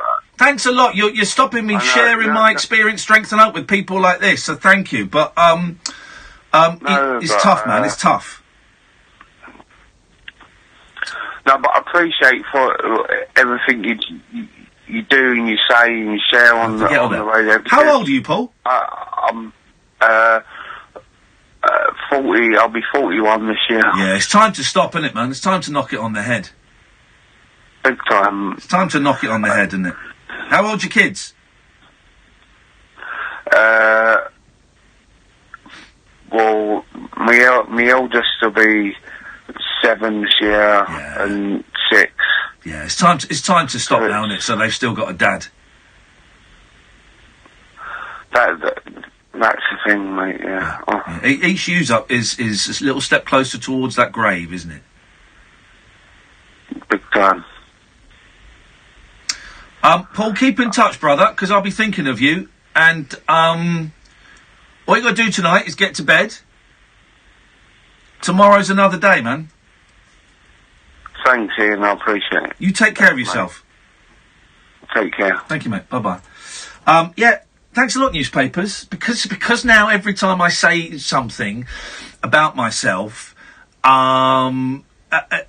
you print it and take it out of context and, you know, share it with members of my family that, and share it with people like Matthew Wright and stuff. It means I can't be as open with people like Paul as I would have been 6 months ago. So all of this bullshit, Daily Mirror and Sun and Mail Online and all of this stuff about, oh, you're really back in mental health and you want to help mental health. You don't at all.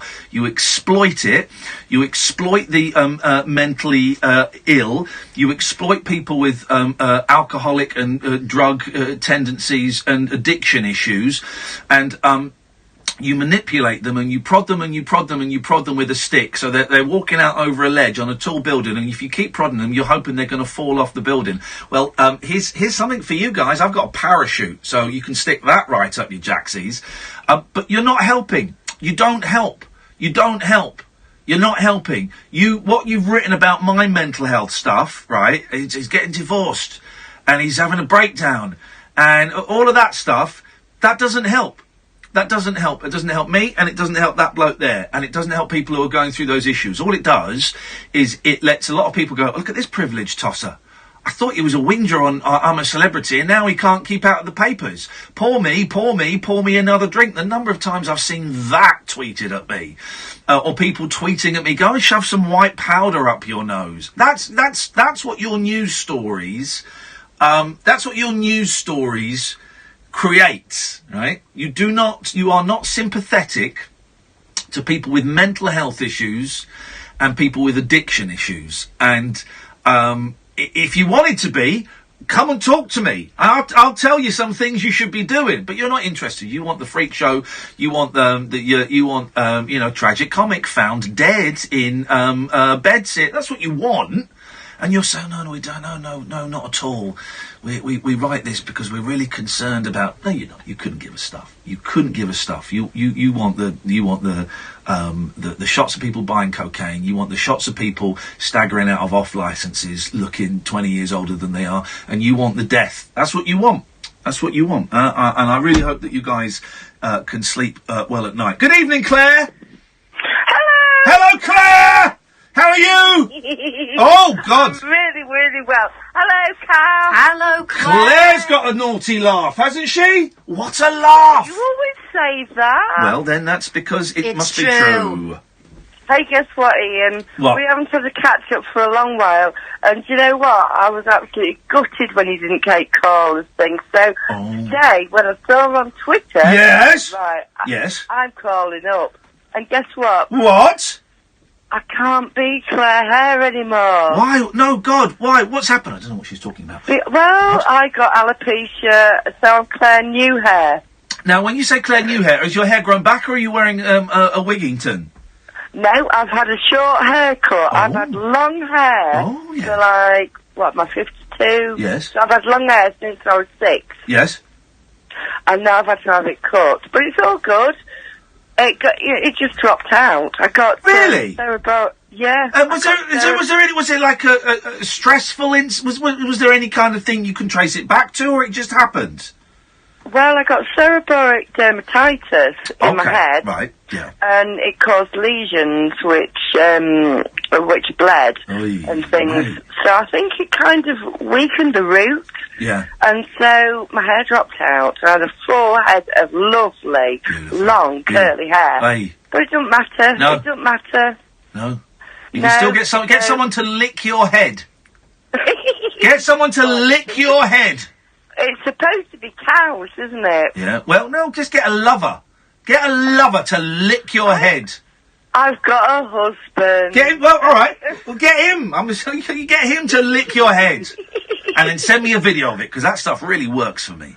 Pervert, dirty hair pervert. Ian, yes. I'm looking after my mum at the moment. Oh God, I'm so sorry. And I'm No, not at all. No, I've heard about your mum. She's a pain in the backside, isn't she? Yeah. Yeah, I know your mum. She's a nightmare. She's listening. Uh-oh! She should be asleep! Yeah, I know. She's having a whiskey and dry. Of course she is. Sounds like you've had a couple as well. Good girl! I've had a glass of wine. Yes. I've taken my kids to McDonald's because they both work there. Yeah. I've come home at 10 and I've had a glass of wine. But do say a shout out to my mum, Anne. Yes, and you're a delightful old drunk. Go to bed, you lush. For goodness sakes. Oh, she'll love that, Ian. Of course she will. Thank you so much. It's a pleasure. And it's so good to hear you back. You and Kath. Up your bum, Claire. You're very cool. Bye-bye. Thank you. Let's go to Nick. Good evening, Nick. Oh, hang about. Hello. Hello, Nick. How are you? I'm fine and dandy, like my little dog Andy. Wow, how long have we got? What? Oh, sorry, I didn't to talk before the adverts. Let me worry about that. Leave that to the professionals, Nick. Oh, God, I just heard your producer saying, let me worry about it. Yeah. Sorry, right, anyway, okay. Are you talking about mental health, aren't you? You suffer from mental health issues. I suffer from mental health issues. I've got bipolar. One or two, I don't even know, to be honest. Not only have you got bipolar, you've also got a terrible telephone. Go back to where you were standing originally, because the phone keeps breaking up. That's weird. I've got a landline if we break up. That's double weird. Actually, I wasn't showing off. Yes, okay. Actually, it's a terrible joke, sorry. Yes. Anyway, so, you suffer from mental health issues, I suffer from mental health issues, bipolar. Yes. I'm 30 years old, and I feel like it's taken about 10 years to get a hold of it. Yes. I'm a little bit manic at the moment, but I've got my head screwed on. I know what's going on. Yes. But I will sound like a madman, so I imagine I will probably get hung up on at some point. Everyone will get hung up at some point. Everyone gets hung up I know, at some point. I heard your show. Yep.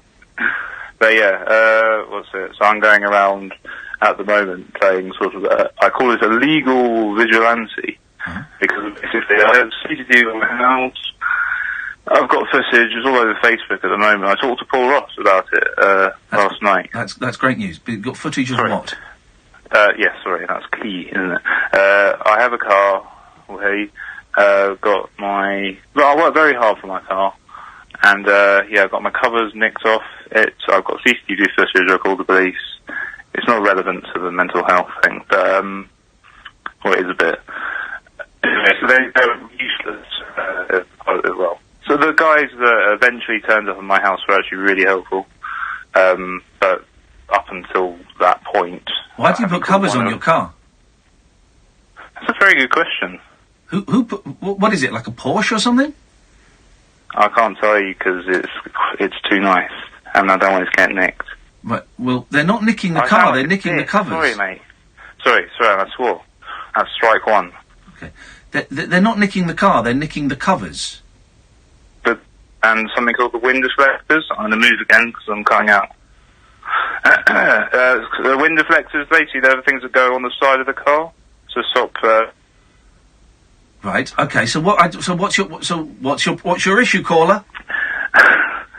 Right. So my issue is, it's a bit of a long story that I'm going to try and cut short. Yeah. No, you're not going to try. You're going to if you've told it to Paul Ross already, you're going to cut it very short. What? Just tell me what the problem is now.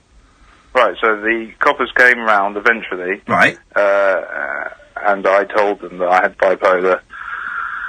And we brought up the fact that the Met is stretched. You know, they can't deal with mental health issues. But I thought they were dealing with. I thought they were dealing with your stolen car cover. Yeah, well, they're not. I have to do that myself. Okay, so now they're dealing with your bipolar. thing. No, they're not. I'm dealing with that myself. Okay, so what is the issue? I don't have an issue. Okay, but I've got bipolar, but that's not an issue. Okay, so what? But I got hold of it. Yes, you found, but it's okay. But so I don't. So what's the point? I basically you know, you suffer from mental health issues. Everyone suffers from mental health issues. About 1 in 4 of us. Okay, the Met are so stretched, and you've heard the news today about you know, the amount of muggings and stuff going on. A lot of these people are mentally ill, and the police are dealing with them. Okay, so basically, my prediction is in the next 10, 20 years, you heard it here first. I'll coin it, or whatever the phrase is. The Met is going to split into two and go crime, mental health. That's it. The Met is going to slip into crime, mental health? No, it's going to split into two. Into two what? So what? Sections. One for dealing with crime and one for dealing with mental health? Yes. Right, well, I call bullshine on that prediction. Why? Well, because it's not going to happen. Oh, I see. Yeah, no, you're probably right on that. Then. Okay. Well, great banter. Well, no. I mean, I can be more upbeat if you want. No, I just know. You know, I've got so many stories to tell. I can show you the video if you want. Video of what? This is the thing. This is why people. Be quiet. Be quiet. Listen. All right. No, listen and shut up and focus. And the reason I'm being I'm being so pointed with you before people start having a pop at me, is because if you are going through a manic phase, then your mind is going to be shooting off in 100 directions, and it's very easy to forget that not everyone else can keep up with that. That's why I'm being very pointed and being very. Please be quiet. This is why I'm being very. Yeah, no, I agree with you. Stop it. This is why I'm being very pointed and what some people might consider to be rude. It's not. It's because I really want you to focus on what you're talking about. Otherwise, this is only interesting to you and no one else. So, so have you phoned up to talk about the car cover being stolen, or have you phoned up to talk about the prediction that the police and will split into two? Well, I mean, seeing as you're talking about mental health, we talk about anything. Anything goes. Anything goes. Yeah, cool. So, mental health, I would say, just because you know, I imagine, you're a smart man, Ian, that you know, that a lot of what the police deal with is mental... Yes. You know, mentally... You know what I mean. Yes. So I imagine... If the government actually... The police will split into two. One, half the police force will be dealing with crime and half will be dealing with mental health issues. Yes, we've had that. That's right. I disagree with you. I don't think that's... I mean, I don't... Why would the police split into two? You think it should happen, though? You think it's a good idea? No, I don't. No, I don't. Why? Well, why? Because I think it's a terrible idea. Why? Well, because it's... Oh, actually, wait, hang on. How do you know who's mental and who's not? But then see, this is it. I don't even need to be in this conversation. This is what. Yeah. This is why I find it fascinating, because you don't even need me in this conversation, man. You don't, because you're so wired at the moment. You don't need me. Conversation with myself. Yeah, exactly. So I'm going to sit back. I'm going to let you have the conversation with yourself, because you're so wired, man. What, live on air? Yeah, sure. Go on. Well, seriously? Yeah. I'll go for it, because I want to be a comedian. And this might be like, you know, where were you when this happened, sort of thing. But anyway, basically 10 years ago I got sectioned in Springfield, in Tooting. I escaped. I had the best time of my life because I was manic. And then I had this all sound. I verify all this without pictures and evidence and blah, blah, blah. So if anyone would like to see it, please get in contact. So I got sectioned, because I had, I mean, it's a very, very, very long story. How long have you got? I've got until I get bored. Really? How? Okay, all right, I'm going to talk. You just go and stand somewhere where we can hear you. Don't move. I know that's tricky because you're going to be twitchy as heck. But tell me about you escaping from when you were sectioned. Okay. So, 2007, December, I had an idea. I got a bit manic. I was, I don't know, 2007, I'm 30 now. Got a bit manic, had an idea that I wanted to be, I was obsessed with bank crime. Well, I'm kind of giving this away, but I suppose no one's going to see my face. Right, so I wanted to be the Banksy of comedy. Dude, Nick, the phone is dropping in and out, man. The phone is dropping in and out. We can't hear you, brother. No. Nick, have you gone? He's gone. We lost him. That was fascinating. That was one of those calls where you got to dig around a bit, and then you get to the nugget. That's a story. Car covers and that's not a story. Poor soul. I don't really get to speak to many people who are hyper, who are at the manic end. You know what he's called manic depressive. Now we call it bipolar. Who are suffering from mania. I've not really spoken to that many. I don't get it. I don't really get the massive swing. I get like a very small swing, and I get a little bit of kind of mania, but not to the extent that I think that gentleman was. And he reminded me of someone on cocaine. Not saying he was for a second, of course not, but you reminded someone on cocaine, and that thing of your mind is firing off in 100 directions at once, and for a while you can kind of follow all of those 100 directions, and yet you don't understand when I start talking about this car that I bought the other day, why I get a blank look from you, because you're not following the fireworks that are going off in my head. You know, you think everyone is following that map in your head. I was really interested as to where that was going and what it was like to be hyper and to be sectioned and to escape. I bet he had a brilliant time when he escaped. He had a brilliant time. And I'd love to have known what was going on. But we lost him, and that's fine, and that's the way it goes sometimes, and then maybe we'll get him on again at another point. This is the Late Night Alternative on Talk Radio. Across the UK, online and on DAB. Access all radios. Talk Radio. Give it some lip. Get behind the wheel and set off on a radical road trip. As Talk Radio steps up Junior's Continental Breakfast with Eurotunnel the Shuttle. Register now at talkradio.co.uk/competitions and you could win Eurotunnel FlexiPlus tickets and an incredible voucher worth £1,500 to rent a Novasol holiday home on the continent. Tuck into Junior's Continental Breakfast all this week on Talk Radio with Eurotunnel the Shuttle. With a 35-minute crossing time, Eurotunnel is the fastest way to cross the Channel by car.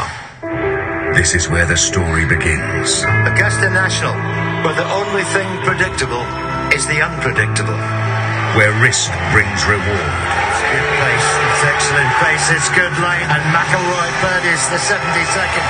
Where the fearless are favoured. Tiger's got it, he's still got it. Where heroes live. Sky Sports Golf.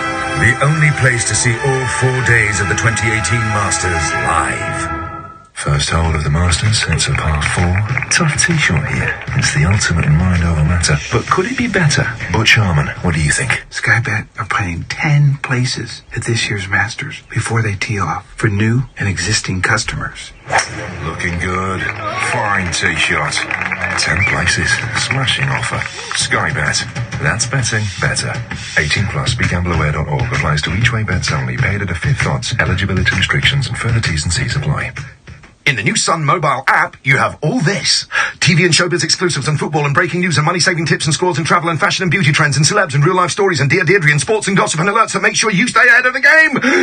And you can personalise your news feed so you only see the things you love. And it's free. Ideal. Download the new Sun mobile app. It's totally Sun-packed. Morning. You're up early. Yeah. Busy week. I've got a lot on. That's good. Yeah, I'm on a bedroom today, on a bathroom tomorrow, on a lounge on Wednesday, and on a hall stairs and landing the rest of the week. Well, I best let you get on then. With 7 a.m. opening so you can get on with your day, you'll be happy talking to Dulux Decorator Centre. Visit duluxdecoratorcentre.co.uk or your local store. Dulux Decorator Centre. Centred on you. No rules nocturnal nattering for night birds, nurses, and Nosferatu. Ah, right, cool. The Late Night Alternative with Iain Lee on Talk Radio.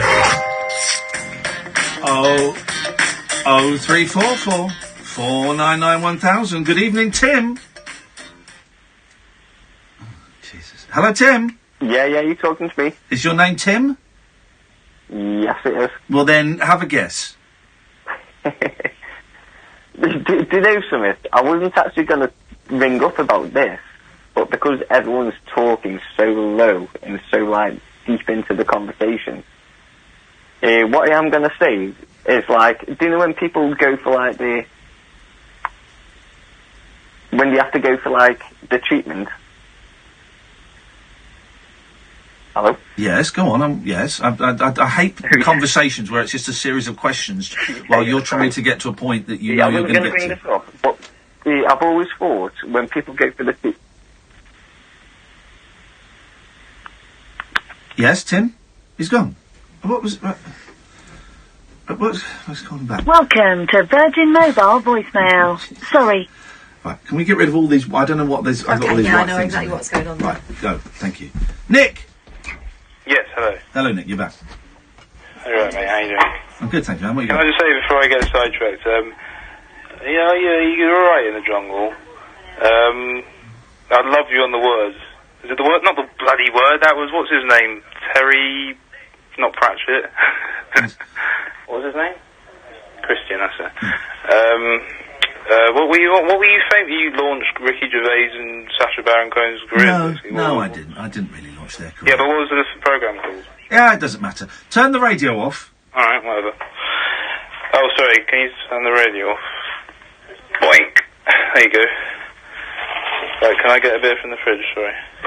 Tell you what, Nick, you go and have a drink, mate, and I'll do the radio show, yeah? You go and do that, I'll go and do the radio show. How about that, mate? Good evening, Richard. Oh, good evening, Kath and Ian. Good evening, Richard. What can I do for you?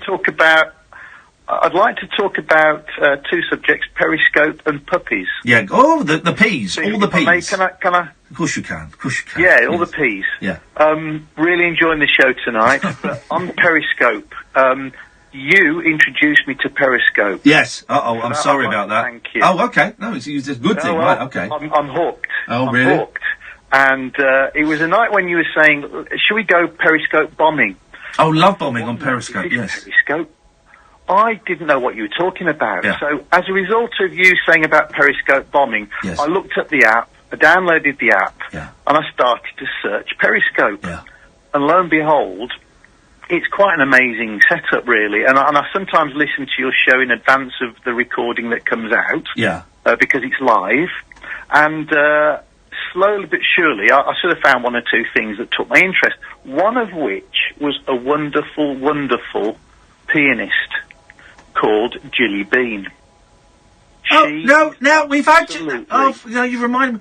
We've had Jilly Bean on. Hang on. You listen, I'm talking. Oh, I like it, yes, sir! You like it? Yes, I do! I think you and I just could get on like a house. No, we wouldn't. Because Jilly Bean is, as you know, Yeah. absolutely wonderful. Yes. As a person, I can't think of a nicer person than Jilly Bean. Okay. And I've only got to know her in about the last 3 or 4 weeks. Yep. After you introduced me to Periscope. Now, tonight, I asked Jilly Bean, while she was playing live at the piano bar that she does every Wednesday night, Yes. if she actually got to be on your show. Yes. And to which she said, no. Yes. She was on the show, but she didn't come in the studio, no. No, you invited her Yes, I did, yes, I to did. come onto your show to play. Yes, I did. Yeah? Yeah. And for some reason, that has not happened. So I said to Jilly tonight, I'm going to make it a quest to try and find out why, because Okay. Well, it's not like Ian you that could- wouldn't do that. You could just ask me. Yeah, so that's why I phoned you up.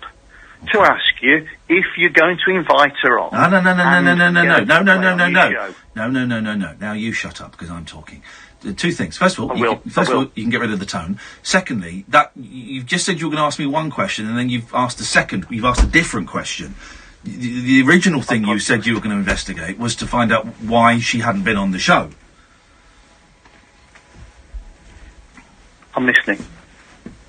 Oh no, I've finished. By the way, conversations where people do that thing where when they're told to shut up because they're being rude, and then they shut up and leave long silences, even though it's obvious that if we were to follow the society's constructed norms of a conversation, it's their turn to talk.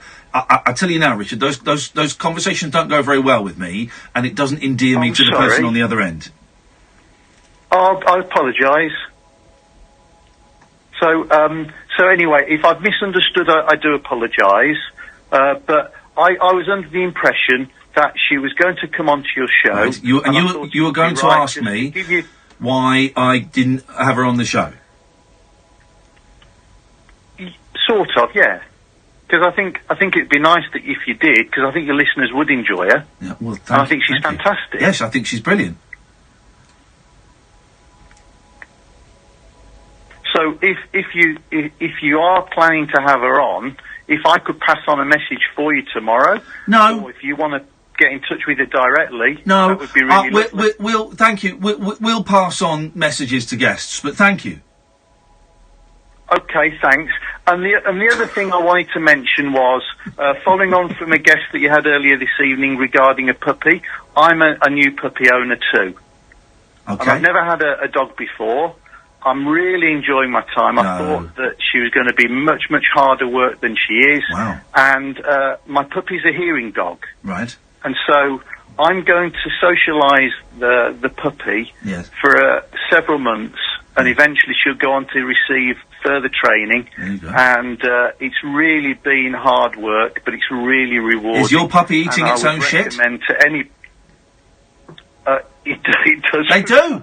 They do for about a year. They eat their own poo. It does. Dirty. It's not just its own; it will go for others as well. Dirty dogs. But if I keep the treats flowing, she'll keep out of the shit. Yes. Well, then that's the thing. I just got carried away with life, and we made initial contact. And then I kind of kept saying, yeah, we'll get you on, and then it never happened. And that moment kind of passed in answer to the question that you were going to ask me, but didn't ask me. Yeah, she said to me, well, that's the way it is. Yep. And then she played the Bruce Hornsby song, which was sort of quite inapt, and that was brilliant too. Great song. So there you go. I just think that she's wonderful. She's brilliant. I'd like to thank you again for introducing me to Periscope. Peace and love. And enjoy the rest of the evening. Richard, good evening. Good luck to your dog, and thank you very much indeed. I don't know what's going on tonight. Let's try Jim. Good evening, Jim. Hello, sir. Hi, Ian. Hello, Jim. I just want to say, love the show, but I want to talk about mania and hypermania. Would you class yourself as mentally ill? That's a big question, a serious question. Is it mental illness, or is it physical illness? Hang on a minute, you've asked me two different questions. Pick a question and ask it. No, one question. Do you feel that you are mentally ill? No, you did ask two questions. So which question are you going to ask? It's the same one. No, it's not. It wasn't. Okay. You said, the question one was, are you mentally ill? Yeah, question two was, is it physical or mental illness? So those are two different things. So which question are you going to ask? First one. Remind me what it was again? It was, do you think you're mentally ill? Do you believe in that concept? That it's pure mood disorder? Now you're asking a different question. Now you're asking another question. Do I believe in... I prefer that question. Do I believe in the concept of mental illness? Yes. Yes. Okay, so it's purely a mood disorder. No. You're putting your own interpretation of what mental illness is. Do I believe in mental illness? Yes. Okay, well actually I'm not. I'm talking about what psychiatry puts on. He says it is a mood disorder. Okay, well that's fine, but please don't tell me what I mean by mental illness. No, I didn't. You did. You started to, and I interrupted you. Okay, well... Listen, I tell you what, instead of doing it again, this is another one of those conversations where people are asking lots of questions because they want to get to a point they want to make. Why don't you just make the point you want to make and we can discuss that? Okay. Good point. Well said. Thank you. My argument is it is primarily a physical disorder associated with a hormone called cortisol. Right, now say it in English, so that people can, so that people can understand it, Jim. Yeah, that's right. Not everyone is as well read as you. Sorry, I apologise. That's a fair point, and you're right. I've read it so much, I'm sick to death of it, quite frankly. But cortisol is at the heart of the majority of mental ill health. It's a stress hormone, but most people have never heard of it. And you can be in 50% of depressed people are in high cortisol, and the big proportion of the rest are in relatively low cortisol. It's all documented. I'm constructing my own website, and I'll certainly tell you when I've done it. The critical point is 50% are in high cortisol. The gentleman came on before with mania and hypomania. The question is, what causes that? Now, all the indication is that you go into a high of cortisol, and that will cause your mania. Right, why are you telling... Well, okay, let's just be careful. I don't want you diagnosing my callers, because I'm sure... you are, so don't. Okay, so what? So you're saying what you've... So what? Well, if we take your premise as given, so what? We can reduce cortisol, but we don't. We could treat mental illness. We could treat, right now, the majority of people with hypomania, mania... Says who? Says who? The papers, the research papers. Says what research papers? How many research papers? Why isn't it happening? You're going to come out. You're going to come out with a line. I can refer you to them if you want. No, you're going to come out with a line that depression is fueled by the big pharma companies, right? Not at all. That they don't want to find a cure. Well, with great respect, have you heard of a hormone called cortisol? I couldn't give a shit. What is the point you are trying to make? Because I'll be honest, it sounds like utter bullshine. Well, I appreciate when you talk about things like the supernatural, which you're interested in. I appreciate that sometimes factual things do cause a problem, but the facts are there. You've heard of thyroid hormone? Jim. You don't want to know about it. It's okay, because you don't want to know about the gender pay gap either. But you're wrong on that one, my friend. Jim. Go on, my friend. Right, here we go. Let's start again, because you've not got off to a great start, and I knew there was something, but you've not got off to a great start, right? So put the attitude down, put that down, and forget about that, right?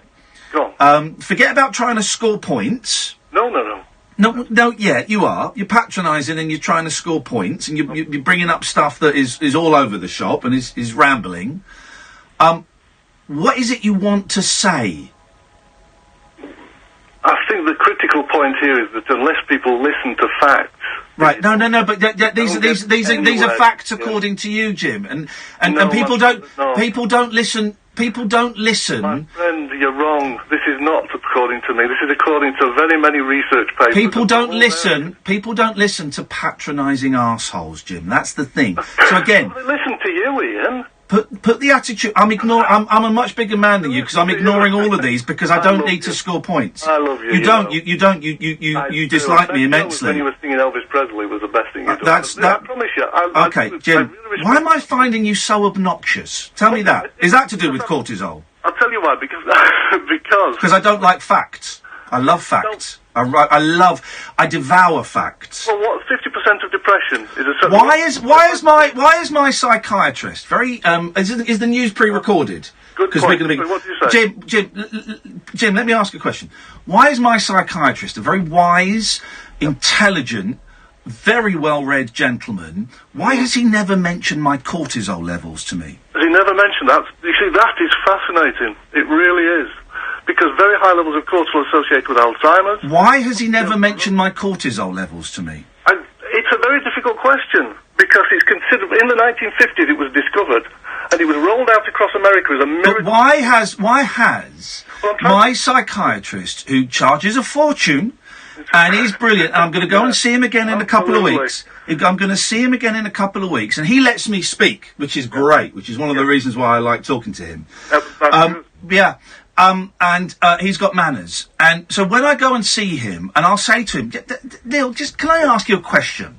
Yeah. This depression that's going on, the cortisol levels, why all the years that I've seen him, yes, has he never mentioned that, Jim, do you think? I love it.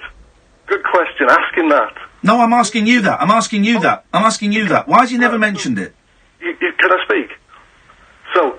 In the 1950s, as I say, it was rolled out as a wonder drug. No, Jim, could you answer the question? I don't want to go back. I don't want a history lesson.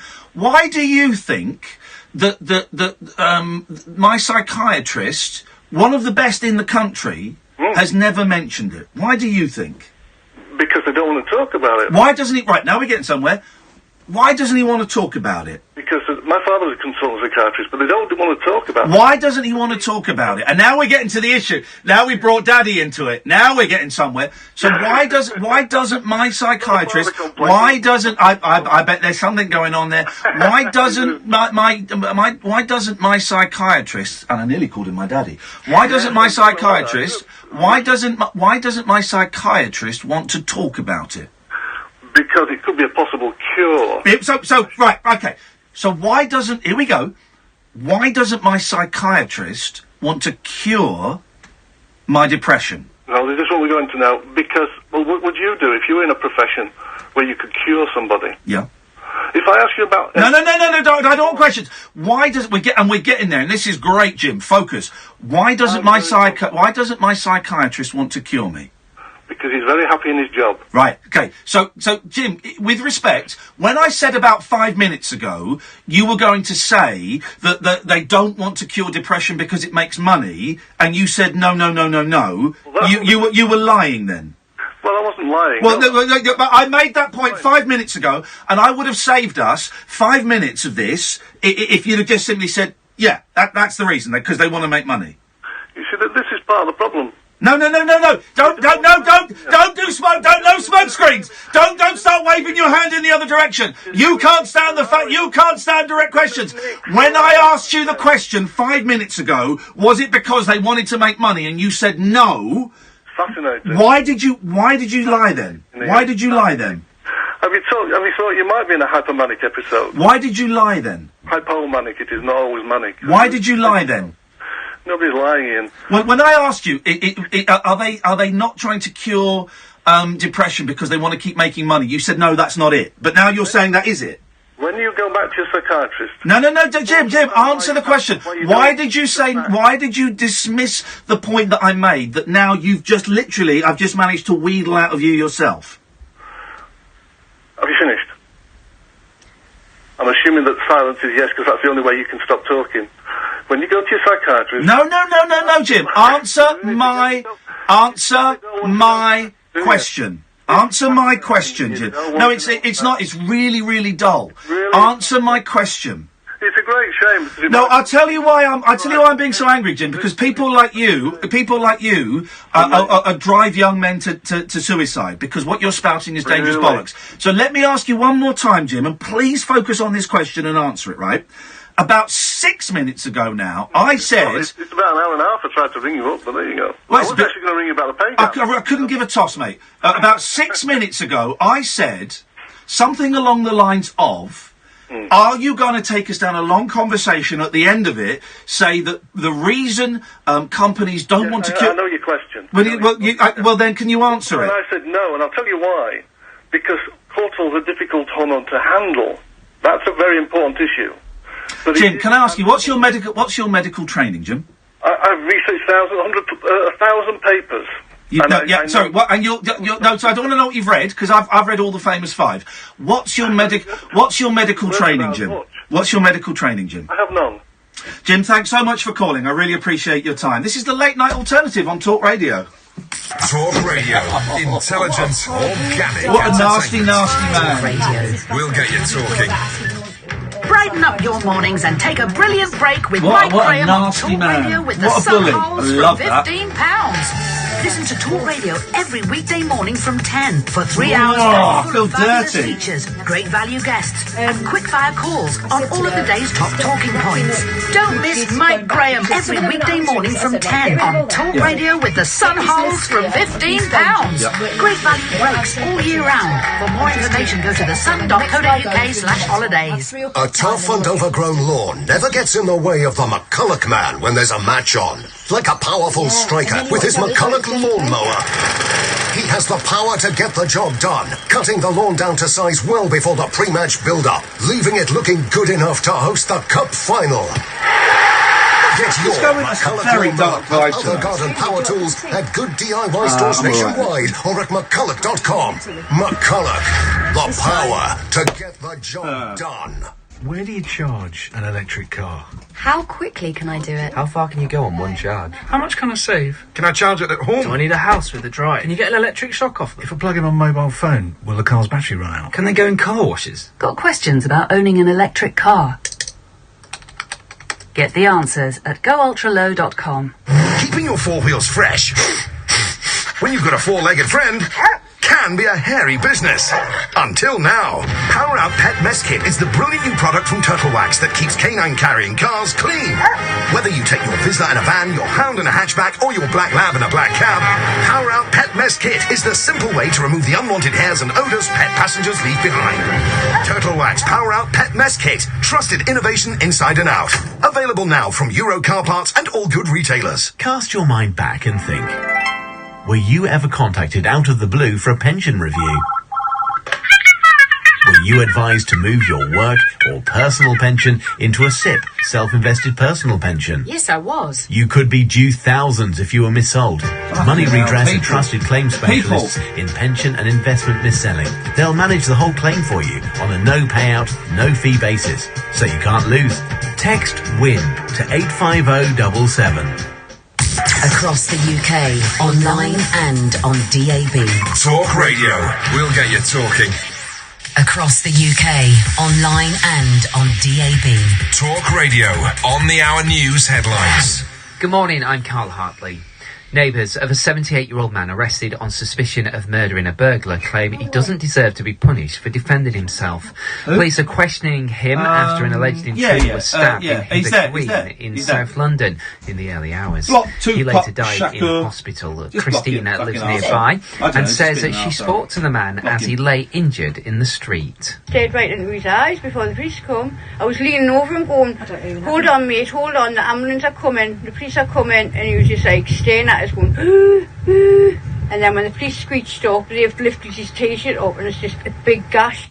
Donald Trump's outgoing national security advisor says the US should have gone further in its sanctions against Russia after the Salisbury spy poisoning. H.R. McMaster has also hit out at the country for meddling in American elections. He says for too long other countries have looked at the other way when it comes to aggression from Moscow. Now, Chelsea say their former captain and coach, Ray Wilkins, will be dreadfully missed after passing away at the age of 61. The ex-England skipper died in hospital yesterday morning after suffering a cardiac arrest last week. Former Chelsea player and fellow Talk Sport presenter Jason Cundies told Talk Radio Wilkins was one of the few players who could single-handedly win a game.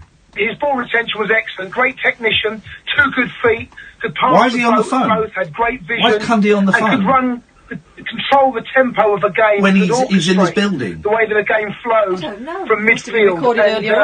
That was his great attribute. The number of Facebook users whose data has been improperly shared with a British company is far greater than previously estimated.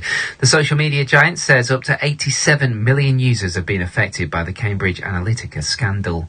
And police say a man has died after being stabbed in Hackney in East London. Despite an air ambulance attending to him, the man, believed to be in his 20s, could not be saved. More showers fading overnight. Thursday will be bright for most, but some more wintry showers in northern Scotland. Talk Radio. The Late Night Alternative with Iain Lee on Talk Radio. We had it round there, and we played. But we started off with a fun game, right? A cartoony game called Dick Wild. Now it's not like that. Don't get excited, Catherine. Basically, you're sort of like sort of a deliverance guy, and you're on in a lake, and you got to shoot crocodiles, and then fish jump out, and then they spit at you, and you've got a duck, right? And my youngest wanted to go first.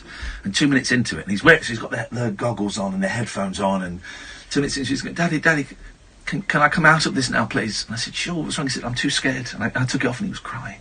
He was crying, because he said it was too realistic. And if you played Dick Wild, it's like playing a cartoon. But we did find some games that they liked, and they loved it. They loved the whole virtual reality, and it was hilarious watching them. The other thing I introduced them to today was beans, good for your heart, the more you eat, the more you fart. They didn't know that rhyme. In America, of course, you know what the phrase is, how they do it in America? Go on. Beans, the musical fruit, the more you eat, the more you toot. That's the American version of it. You look like you're about to say something. There's another line for the beans, good for your heart, the more you eat, the more you fart. The more you fart, the more you eat. We should have beans for every treat, or something like that. I'm off to the Isle of Wight tomorrow, so it's immediately after this show. I'm being picked up at 1:00 by a chauffeur-driven luxury car. I'm being taken to a hotel. What's opposite the Isle of Wight? Portsmouth? Brighton? Is that where the Bee Gees went to, the Isle of Wight? Well, I don't know. They went to Australia, didn't they? But so I'm staying in a hotel opposite the Isle of Wight. Then I'm at 8 o'clock in the morning. I'm getting a ferry to the Isle of Wight to spend the day on the Isle of Wight filming stuff for Loose Women. This is the showbiz lifestyle I'm leading. It's an hour and a half away. It's opposite, like, Portsmouth and that. Portsmouth, like I said then. So I will be staying in a luxury hotel in Portsmouth, get there about 2:30, and then have to get about 4 hours sleep and get up and go and hang out in the Isle of Wight all day, which I'm looking forward to. I've never been to the Isle of Wight. Do I need a passport? What language do they speak? And other jokes like that. 0344 499 1000 is the telephone number. If you want to give me a call, you'd be very, very welcome. Here we go. Let's go to Gareth. Good evening, Gareth. Hello? Hello, Gareth. Hello? Yes, Gareth.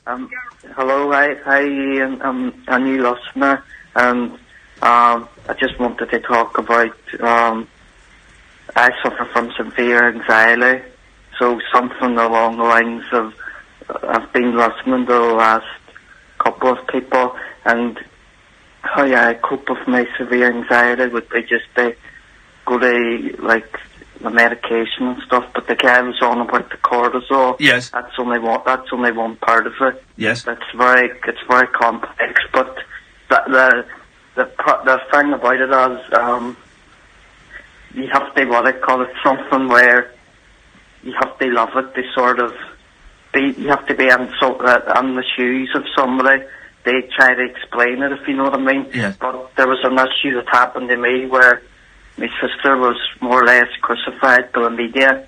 I'm not going into too much because it was publicised last week in the media and the Daily Mirror and stuff about a tragedy that happened. I'm from Ireland, you see. Yeah. I was in Ireland. Right. I just wanted to phone tonight because just needed to talk and get the issues out about, you know, the way people were talking about anxiety and stuff. Yeah. And depression and stuff. But how it sort of like engulfed us all as a family because the media was so, you know, the way trolls. I think you were talking about it earlier, I'm not sure, about people, you know, being trolls and the amount of hurt and stuff that we had to go through in a week. Now you know how the celebrities and famous people feel and how they... And I work for a quiet family and it really took it because I suffer from severe anxiety and depression. Yes, and if it's you know, you're being dragged through the papers, then that's only going to make your anxiety worse. Worse, yeah. So listen, you know, reveal as much or as little as you want. Yeah. Well, go on. It was involved. I'll just mention what happened. It was, and the deal with. Do you remember the Buncrana Pier tragedy that happened a couple of years ago? No, do you know that name doesn't ring a bell? What remind me? The people, the family that died, and the family that died, and the car and the pier. Do you know? Do you know what, Gareth? I don't know that story actually. Yeah. That doesn't ring a bell. It was in 2016. Right. Okay. And 5 members of the family died. Okay. My sister. I'll get back to the story. Sorry. My sister was claiming against the city Donegal Council, but people thought she was claiming of the dead family, which was totally, and that's where that's where the horrible. So she was getting having a hard time because the people thought that she was being callous and claiming against a dead family when actually she wasn't at all. Well, that must have been horrific for all of you, Gareth. How did you how did you kind of get on with your day-to-day life with all that hanging over you? Well, I was on Facebook, and that old saying where the more you try not to read about it or hear about it, the more you be brought on it. But I took my father's advice and just says that I'm going to try to. It blew over. The way as media stories do. Yep. I don't need to tell you, they come and they go as quick as they come, but it's had such an impact, and she's a very strong person, my sister, for dealing with it all, because to be honest with you, I thought it would have been a lot worse because of my severe anxiety, but I cope with it very well, and that's what it just goes to show you that if we can, as a family, if we can deal with that there, we can deal with anything. But but it was just tough, and it just goes to show you that the media. There was one journalist that stuck by her, and do you know what I mean, and the other side of the story as such, and it just goes to show you, but that one local newspaper had more or less crucified her, and it just goes to show you that there's always two sides to the story. Here's where I am with papers now, Gareth. I don't believe a word of it, and I've always been very, very sceptical. I've always been very sceptical of most of the stories in the papers, but just the last week or so. And some of the rubbish that has been printed that could have easily been disproved. I don't believe any of it. But I can don't I believe interject? any of it. I don't believe any of it. I'm a journalist. No. I'm not a scumbag. I like to think that I do my best for people whose stories I take up. Yeah. And so we're not all like that. It's just that's what I was going to say. There was a journalist that was sticking up for his sister, so we're not all bad. That's what I'm sorry if I didn't say it. No, that's what I meant. There's always two sides. You know what I mean? There are good journalists. It's the ones that swoop in, see the headline as being more important than the person behind it, and leave a trail of devastation when they're on to their next thing. It's it happens. Like we woke up on the Monday morning and our local, and it just goes to show you that even English newspapers were. I'm not going to mention, don't worry. Some English newspapers were taking it on board, and it's very hard to get. It's not. I'm an average everyday person, so it's sort of like I was getting all the physical symptoms like with anxiety, like the not sleeping and stuff like that, and not eating. But it just goes to show you how you can wake up one day and we weren't expecting it as a family, and it's just seeing your sister's face in the newspaper. It was just it was like shell shock, to be honest. Gareth, and I sort of went around in a daze. Yeah, Gareth, listen, it must have been a shock. I've got to move on. Thank you for that, mate. And keep on keeping on, brother. 0344 499 1000. This is Talk Radio.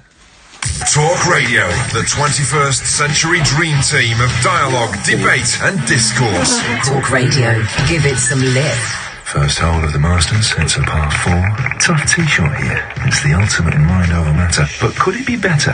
Butch Harmon, what do you think? Sky Bet are playing 10 places at this year's Masters before they tee off for new and existing customers. Looking good. Fine tee shot. 10 places. Smashing offer. Sky Bet. That's betting better. 18 plus. BeGambleAware.org. Applies to each way bets only. Paid at a fifth odds. Eligibility restrictions and further T's and C's apply. Where do you charge an electric car? How quickly can I do it? How far can you go on one charge? How much can I save? Can I charge it at home? Do I need a house with a drive? Can you get an electric shock off them? If I plug in my mobile phone, will the car's battery run out? Can they go in car washes? Got questions about owning an electric car? Get the answers at goultralow.com. Are you listening, mums and dads? There's zillions of big brown bargains for kids at TK Maxx. Cool labels for me, my annoying little sister, and even poopy babies. Relax, you'll find a big label for yourself too. We don't want any tantrums now, do we? TK Maxx. Big labels, small prices. Ridiculous possibilities. In store and online.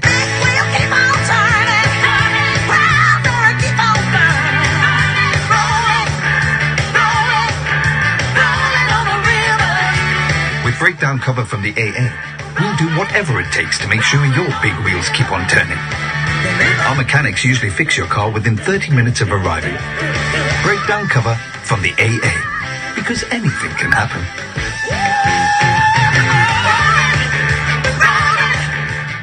A star-crossed soapbox for sailor boys, stable girls, I'm on the end. and stripper grands. It depends who you're with and it depends on the situation. Late night speech radio with a difference. Thank you. The late night alternative with Iain Lee on Talk Radio. All right, let's get on with this nonsense, shall we? Good evening, Tim. Yeah, I'm back. I'm sorry my phone went that earlier on. Okay, I can't remember what we were talking about. Do you know something? I've had that many conversations in my head to talk about because there's been that many people ringing. Yes. I'm thinking, what shall I talk about? Okay, and the main thing is, yes? The main thing is, like, you know that question that you keep on asking to people who suffer mental illnesses? Is like, if somebody says, why didn't you talk about this? Why do you not talk about this? You've lost me. Like, you keep on asking people a question. Why do you not talk about it? That's the question. Hang on. That's the question I keep asking people. Yeah. Why do you not talk about it? Because I don't want to. Because because I feel bad. Because it's in my head. Okay.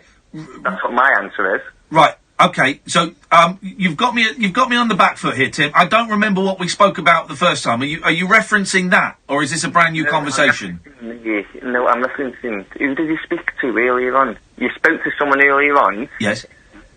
And you kept on saying, why do you not talk about it? That's what you kept on asking me. About what? What were we talking about? I've got to have a bit of context here, Tim. I forgot who you were talking to. What were we talking about? Because I don't remember saying that. Can you help him out? I can't help you out, mate. I don't remember You were talking to somebody earlier on, and you kept on saying, why do you not talk about it? I don't think I did. That's what I'm on about. The person who called up and said that he can heal people's problems. All right, no, okay, well, I didn't quite... I didn't keep asking that question. The person who called up... Yes. The person who called up and said that... With cortisol would solve most mental health issues. Yes, right. Yeah. Okay, and then you said to him, I didn't. If I asked you, why do you not talk about it, what would you say? No, I didn't. I don't. I think you misunderstood. I was trying to get him to focus on a very specific question that he had said no to originally. Then he brought it up himself and said contradicted himself. Yeah, so I did say. I think the mix-up here is you were saying, why isn't my psychiatrist telling me about it? Right. Oh yeah, that's what you were saying. Yes. There we go. You were saying, why didn't my psychiatrist say like? Yes. And I actually know the way that you were thinking. Like, if someone asked me a question, sometimes I do not want to answer it, if you know what I'm saying. I don't. And I think I think we're talking about two different things. Yeah. So, so what's going on for you at the moment, Tim? Yeah, it's all good. Well, it isn't all good, but it's all good. Here we go. Can I just say, I knew I'd get a stroppy email from Wasim. I knew it. Can't resist. I knew it. Here we go. Let me read this. About me, Artie. No, I'm not talking about you. This is from the fellow at the start who said he wouldn't send me any more mean emails, and then he did. To conclude, Ian, I've only ever told the truth in my emails. Hang on a minute, Tim. Start the conversation, and I'll have a conversation with you. Tim, shut up for a second. Hang on. Fuck you, though. Right. Oh! Okay. Tim, don't phone up and swear on my show, mate. Yeah, I'm sorry. Okay, thanks very much indeed. To conclude, Ian, wait, there's a very dark vibe tonight, and it's not coming from me. And usually it's not coming from me. Quite often my vibe taints the show with a hint of grey, but it's not coming from me. To conclude, Ian, says Wasim, I think maybe it's because he kicked off the show. I've only ever told the truth in my emails. This guy's obsessed with me. Literally couldn't... he thinks about me all the time. All his emails are about him telling it like it is. Yeah. But then when I tell it like it is to him, he doesn't like it. Yeah. And if you... Wasim, call in again. I'm not going to read your... I'll read it out, because you're a nut job. To conclude, Ian, I've only ever told the truth in my emails. And if you can't bring yourself to admit that, then that's your problem. Anyway, time to go back to watching paint dry. Bit similar to listening to your show nowadays. Wasim, I've told you to stop listening to me for the last 6 months. You keep coming back. And the words pot, kettle and black spring to mind. Pot. Oh, like the phrase. Yeah, okay, got you, yeah. When I think about what you accuse me of, like having a dark soul, lol, it made me feel sorry for you, actually, Ian, more than anything else. Talk about having delusions of grandeur. Here we go. Ta-ta, then. All right, Wasim, I look forward to either speaking to you now, speaking to you when you set up another Twitter account, speaking to you in 3... Whatever. Trust me. As soon as I look at the screen and go to my next call, I'll have forgotten you. Well, see, that kind of message is the reason why I won't let my 9-year-old daughter have a mobile phone. Oh, God. Because that is the sort of crap they send each other. Well, Wasim is the most self-obsessed man I've ever spoken to. And that's saying something from a show that used to get calls from Russ from Lichfield. Let's go to... Nick is back. Hello, Nick. Hey. Nick, take the Bluetooth off. Yeah, I'm doing it now. Whoa, hang on. We're live. So why did you get sectioned 10 years ago? Oh, mate, how long have you got? Well, 20 minutes. Oh, no, wait, 34 minutes and then ads, so about 25 minutes. Don't worry about the time. You're obsessed with producing the show. We're professionals. Trust us. Just answer the question. I'm producing my life at the moment. Well, don't. Let have a guest producer. That's me. Hi, pleased to meet you. So tell me about when you got sectioned. Right. So, you know Springfield and Tooting? That's irrelevant. Really? No, I don't. Okay. Yeah. All right. Okay. Sorry. Yeah. Yeah. Exactly. I'll stick. You need to steer me in the right direction, which is your job. Exactly. Yeah. Which is why I've asked you a very specific question. Why did you get sectioned 10 years ago? Right. Because I got arrested for. It's a very long story, so I don't know where to start. So why did you get sectioned 10 years ago? Phone. Because the police. If I get cut off if I said it, basically, you know, the R word, and it's a very horrible word, but I believe, and it might be a complete grandiose idea, blah blah blah. But you know, the police tried to do something very, very naughty to me. Tell me what? What did they try and do to you? I can't tell you that because it's just too... I don't actually like talking about it. I broke down in front of my parents talking about it today, actually, so... Okay, all right. Well, then I don't want you to do that. But so... No. You don't get sectioned because the police try... You got sectioned because you were mentally ill. Yeah. Exactly. Right, so what happened for you to be sectioned? Right, so, I had an idea. I was obsessed with Banksy at the time. I promise you, I've told this story about 100 times today, so I'll do it as quick as I can. So, I was obsessed with Banksy the artist. Wanted to become, I still do, want to become a comedian. I see this as an audition almost. Anyway, so my idea was basically to dress up as Banksy, and be like the Banksy of comedy. So I went to the, comedy store in Piccadilly Circus, parked around the corner. I got a parking ticket. I was dressed up as you know Phone Jacker. Okay, yeah. So you went to the comedy store dressed up as Banksy, yeah. Well, I looked like Phone Jacker.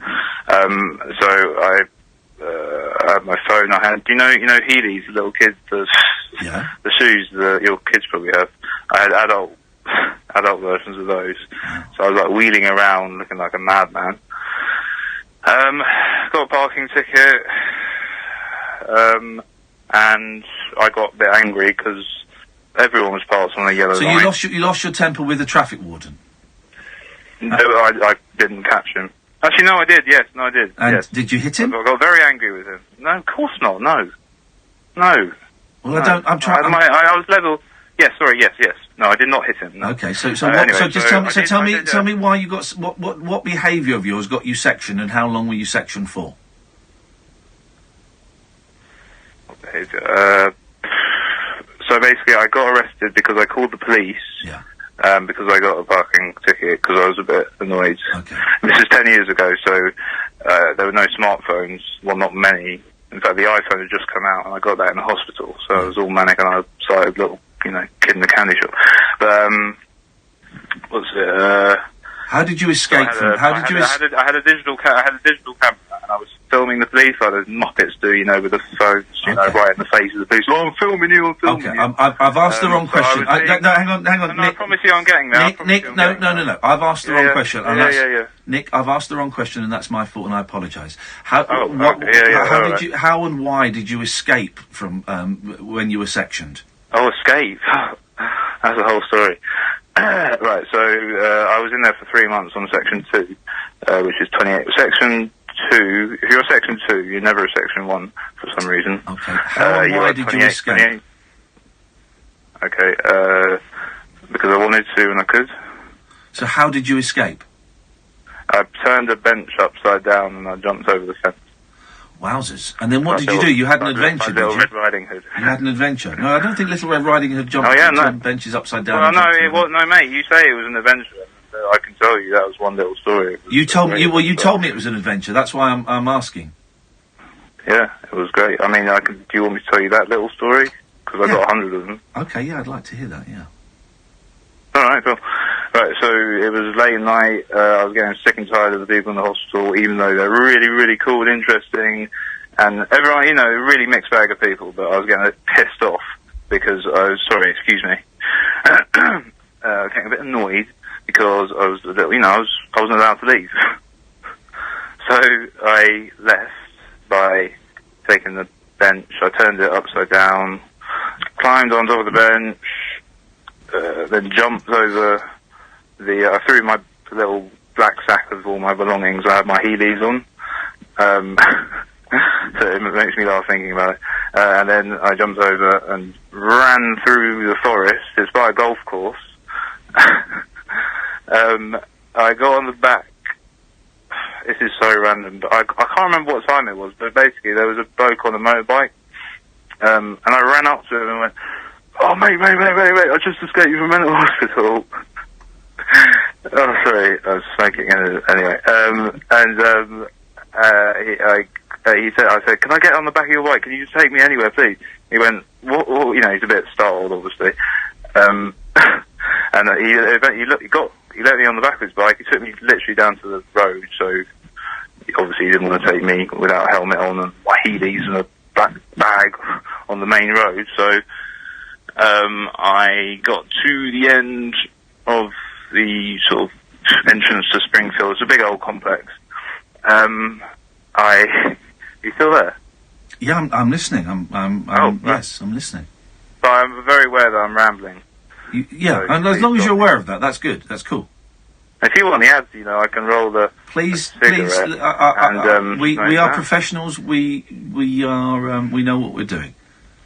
Cool. Right. So I got my Heelys on. I'm heeling through the streets with my backpack on the back like a madman. I have an iPhone because I had access to a computer in there, and I ordered an iPhone when it came out, and I was very, very happy about that. Anyway, so. No, I am. I'm finding it fascinating. It was amazing. It was like the best thing ever. Carry on. You're going down the road with your Heelys, yeah? Yeah. So calling a taxi. I've got about 5 minutes. I got about Battersea, and then I said, "Mate, I don't have any money." And he said, "Okay, well, get out of the cab." So I got out of the cab and apologised. Yeah. I explained the situation. He went, he ended up just sort of driving off because he. How long were you escaped for? I imagine I scared him away. How long were you escaped for? How long was I escaped for? Realistically, probably about 2 hours. And then I called my mate. I went into a pub. I tried to bag a pint. They didn't let me have it, and I kicked off a little bit, just a little bit. I asked if I could borrow the phone because I didn't have any more credit or something like that. I can't remember. Anyway, and then I called my friends, and then my friends being friends called the police. Good for them. And I got in the back of the van. And So that was 10 years ago, and you're having one of your hyper-manic periods now. And just in summary, because we are going to move on. How do you cope with your mania today?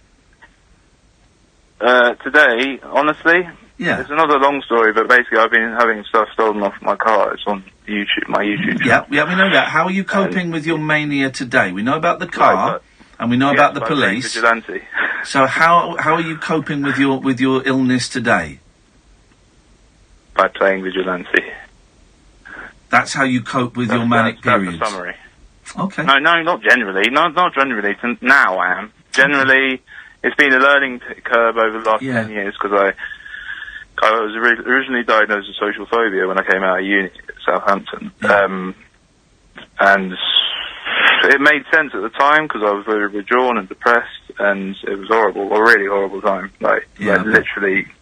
No, it was really weird because I was manic when I went there. I was so excited. Can you get Wasim back, please? Because I went straight after a gap year. And I went in, and the first sort of month or so, I was like, life and soul party, halls, party, right, everyone loves Nick. And then it just went, and I was in my room for about 3 months. Okay. Literally, I left maybe a couple of times, and I was like this crazy guy, like Nick, staring through the fisheye. Nick, like, I'm where going are the people that get paranoid and stuff. Nick, I'm going to interrupt now because I'm going to bring this to an end. Yeah, no worries, mate. I really appreciate you talking to us because I've found it fascinating, and I know a lot of other people will have found it fascinating as well. So thank you very much for sharing with us. Can I say one last thing, very very quickly? I bet you can't make it quick. I bet it'll go on for flipping ages. Go on, try. I bet I can. Try. I bet I can. All right, fine. And I don't condone it, and I don't bloody grow it because that's stupid. But legalise cannabis. Okay. Well, thanks so much for calling. Thanks a lot. Bye. Bye. Fascinating, isn't it? Thank you, Nick. Thank you. There's a slice of life you don't get to hear about. Isn't it? Hard work for us. Imagine how hard it is for him. Yeah. Imagine. Honestly, it's similar. It reminds me of. It reminds me of talking to people on cocaine, but without the arrogance and the self-obsession. With less self-obsession than the people who are on cocaine. If you're on cocaine, you talk at that speed, your mind fires out in 1,000 directions, but it's all about me. And there is a dark vibe. And with him, it was like that, but with a hint of darkness and with less self-obsession. Yeah. Good luck, Nick. I wish you the best of luck, brother, and you give us a call anytime you want. And I hope you appreciate why I was being very direct and very specific with my questions, because I really wanted to try and hone you in there, because that was interesting. Wasim. Yeah, Ian, you wanted me to come back on? Yeah, so you did send me a stroppy email like I said you would. No, I didn't, man. It's not stroppy. It's a reaction, mate. You say things and you want someone to just be quiet. No, I don't. You're obsessed. Wasim, here's the thing. You provoked me, so I called you back. Simple. Okay, here's the thing. You don't like me. No, I don't. Who said I don't like you? Where'd you get that from? In the snidey emails and the snidey tweets. Who said I don't like you? I don't like what you say. Okay, well, what I say is what I am. I am what I say.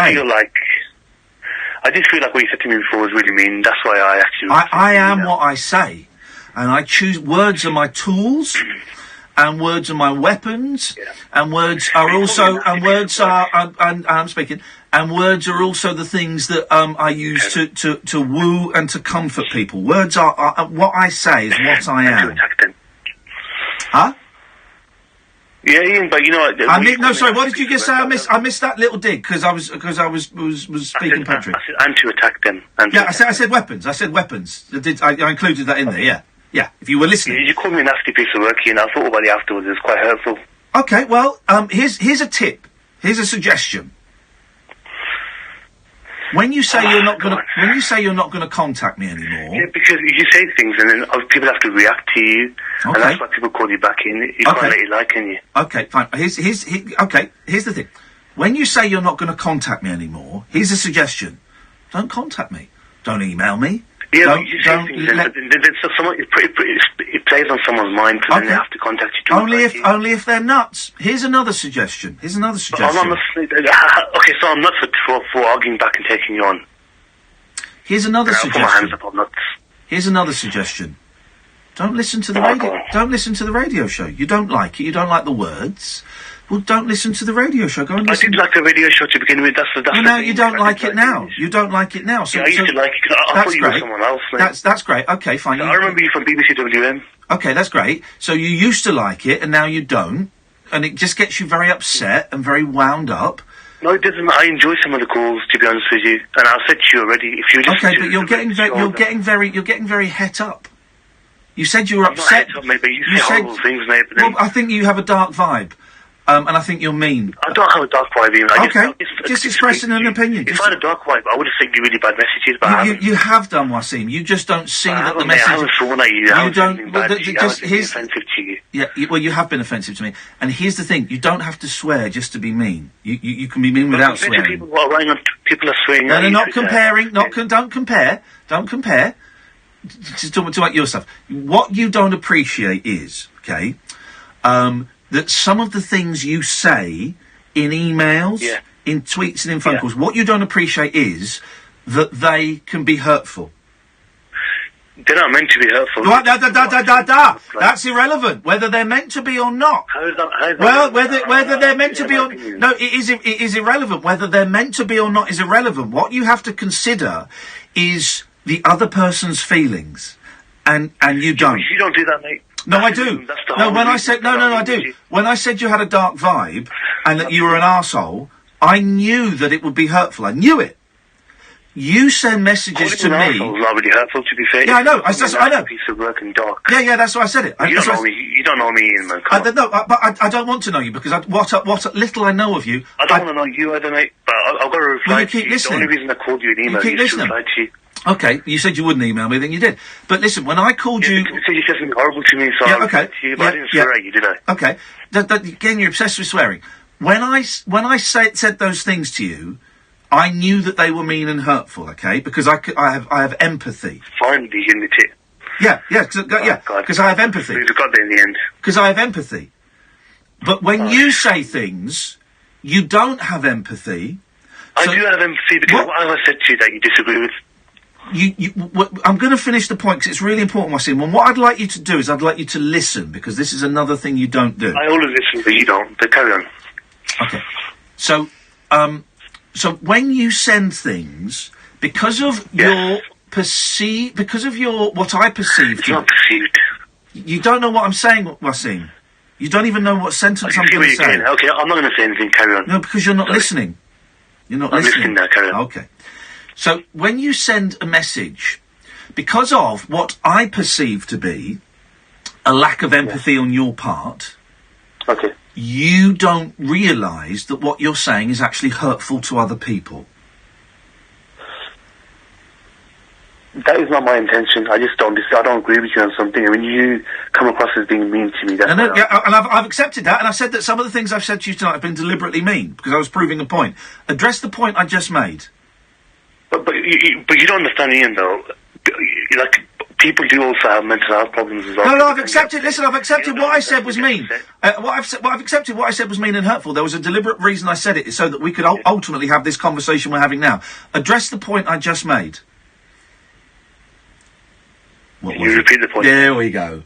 But you listen, Wasim. You listen all the time. I sort of forgot the point. But you listen. You said you listen all the time. I do listen to what you say, yeah, I do. Okay, so can you address the... No, I know, you don't have to agree with me. So, can you address the point that I made that you listened to so carefully?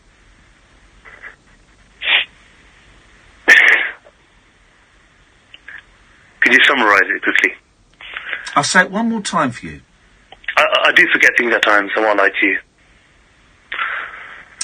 So, when you send me messages and tweets and and emails, because of what I perceive to be lack of empathy on your part, You oftentimes don't realise that what you're saying could be interpreted by the person it's sent to as mean and can be hurtful. Yeah, but it's the same for you, mate. No, it's not. It's not, because I've admitted what I said was mean and hurtful. Wasim, really focus on this point, man. Focus on the thing I've just said. Forget me, because I've admitted that what I said to you... How's your mental health? I hope everything improves for you. You don't read that out, do you? I just say, I hope everything works out for you. So you're not going to address... You are saying you're not going to address the point that I've raised? I'm going to address the point that you feel that... You feel that some things I said to you can be hurtful, and you feel No. That's not what I said. What I said was, some things you say are hurtful. Yes, I understand. No, you don't, because you've just said something very different. It's not that I'm saying some of the things you say could be perceived as hurtful. No. Some of the things you say are hurtful, and you don't realise that you're doing it. That's what I'm saying. Now, please, that's the fourth time. No, it's not. It's not, because I don't mean to be hurtful. Okay. We're getting there. I didn't say that you meant to be hurtful. I know that you perceive some of the things I say. No, I don't perceive some of the things you say as hurtful. Some of the things you say are hurtful. I'm not saying you're doing it deliberately, and I'm not saying I perceive them as hurtful. Some of the things you say are actually hurtful, but you don't realise that what you... Well, and then we're getting somewhere. You don't realise, and you can't even begin to accept for a second that perhaps... Let me finish the point, Wasim, because you are not focusing. You are not focusing. You will not accept for 1 second that perhaps some of the things you've said to me are hurtful. You won't accept that for a second. Okay, let me get this on the record then. I do accept some of the things I said to you are hurtful, but do you accept that some of the things you said to me are hurtful? Yes, I admitted that 5 times. I've admitted that 5 times in the last 3 minutes. So we've focused that, we've done that. Let's push that to one side, because I've admitted it, and I've put my hands up. So let's focus on the point I just raised. Last time, Wasim, last chance, okay? Last chance. Yes, I know you said, mate, I understand. No, you don't understand, Wasim, because you are easily one of the most narcissistic people I've ever spoken to. Right? You're narcissistic, mate. Though. You don't know what narcissistic means. It's not what you think. Go and look it up afterwards. I could say you're an autodidact. So you can say I'm an old drug addict. Yeah, you can. That's a fact. Yeah. Okay. No, I didn't say drug. I said autodidact. I'm an autodidact. Brilliant. Okay. Well, I don't know what that means. So self-taught. Okay, self-taught. It means self-taught. Okay, fine. Chance, by the way. I hope you're good. Shut up, Wasim, and focus. Address the point that I've asked you 4 times now. Address it. What was it? I bet everyone's swearing at me online now. It's probably because I'm Asian anyway. No, it's not, Wasim. Don't even begin that, because that is nonsense. Some people do, mate. that is racists do, mate. Racists, but we tend not to attract a lot of racists to this show. People on YouTube. Wasim, focus on the point. Address the point I've asked you at least 4 times now. What was it? Yes, I have addressed it. No, you haven't addressed it. What do you want me to say? Okay, so you were accepting that some of the things you say are hurtful? Yes. Right, okay. Yes, I accept it. And they're perceived as being hurtful. No, they're not. They're not perceived as being hurtful. That's not what the perception... When I used the word perceived, it wasn't about that. Some of the things you say are hurtful. They cause hurt and they cause upset. I feel the same way about some of the things you say. Well, see, we're going in circls, mate. It's really boring. Can I make a request? Just stop listening. Stop listening, because you're one of the most. You're one of the most boring, dullest arseholes I've ever spoken to. I don't like you. I think you've got a very dark personality. I don't like your calls. I don't like your emails. I don't like you. I don't want you in my life. He's put the phone down. Thank Christ for that. Let's go to the break. Across the UK, online and on DAB. Talk Radio. We have ways of making you talk. I don't. This is where the story begins. He's such an asshole. Predictable. Yes, and then he put the phone down. I will get emails. I will get tweets. Yeah. It's excellent pace, it's good lane, and McElroy birdies the 72nd. Where the fearless are favourite. Tiger's got it. He's still got it. Where heroes live. Sky Sports Golf. The only place to see all 4 days of the 2018 Masters. I'll get emails now. As an employer, I like to look after my staff. Like remembering birthdays and making sure we don't run out of tea bags, that sort of thing. But I'm also responsible for the really important things too, like providing a workplace pension. No saying Jack, what's stop on the tweeting me radio. about the gender pay gap. Honestly, Matt, I couldn't give a shit. Not Even if you especially only from you. employ one person, you Yeah. have to provide a workplace pension. Oh my God. It's the law. Get to know your responsibilities with help from the pensions regulator. Visit workplacepensions.gov.uk. Right, sandcastle's finished. So, what now? Swimming, crazy golf, tennis, the arcades, the water slides? All of them. Ready to join millions of families across the UK and Europe on a halts from £15 only with the Sun? Oh yeah! Pick up the Sun and start collecting this Saturday. T's and C's apply. This is the sound of pen on paper, but it's also the sound of a thank you note. Because saying thank you is important. We're with you. So we're saying thank you with British Gas Rewards, including free energy days. Join today. When you're with British Gas, we're with you. Terms and conditions apply. Neon lit night talk for torch singers, trolley dollies, and train wrecks like me. Never know just where the conversation will take you. What I'm going to say sounds ridiculous. The Late Night Alternative with Iain Lee on Talk Radio. Oh man, I'm having fun tonight. I remember why we stopped taking callers. I think we won't hear from him for a couple of months now, but there'll be emails and tweets and things.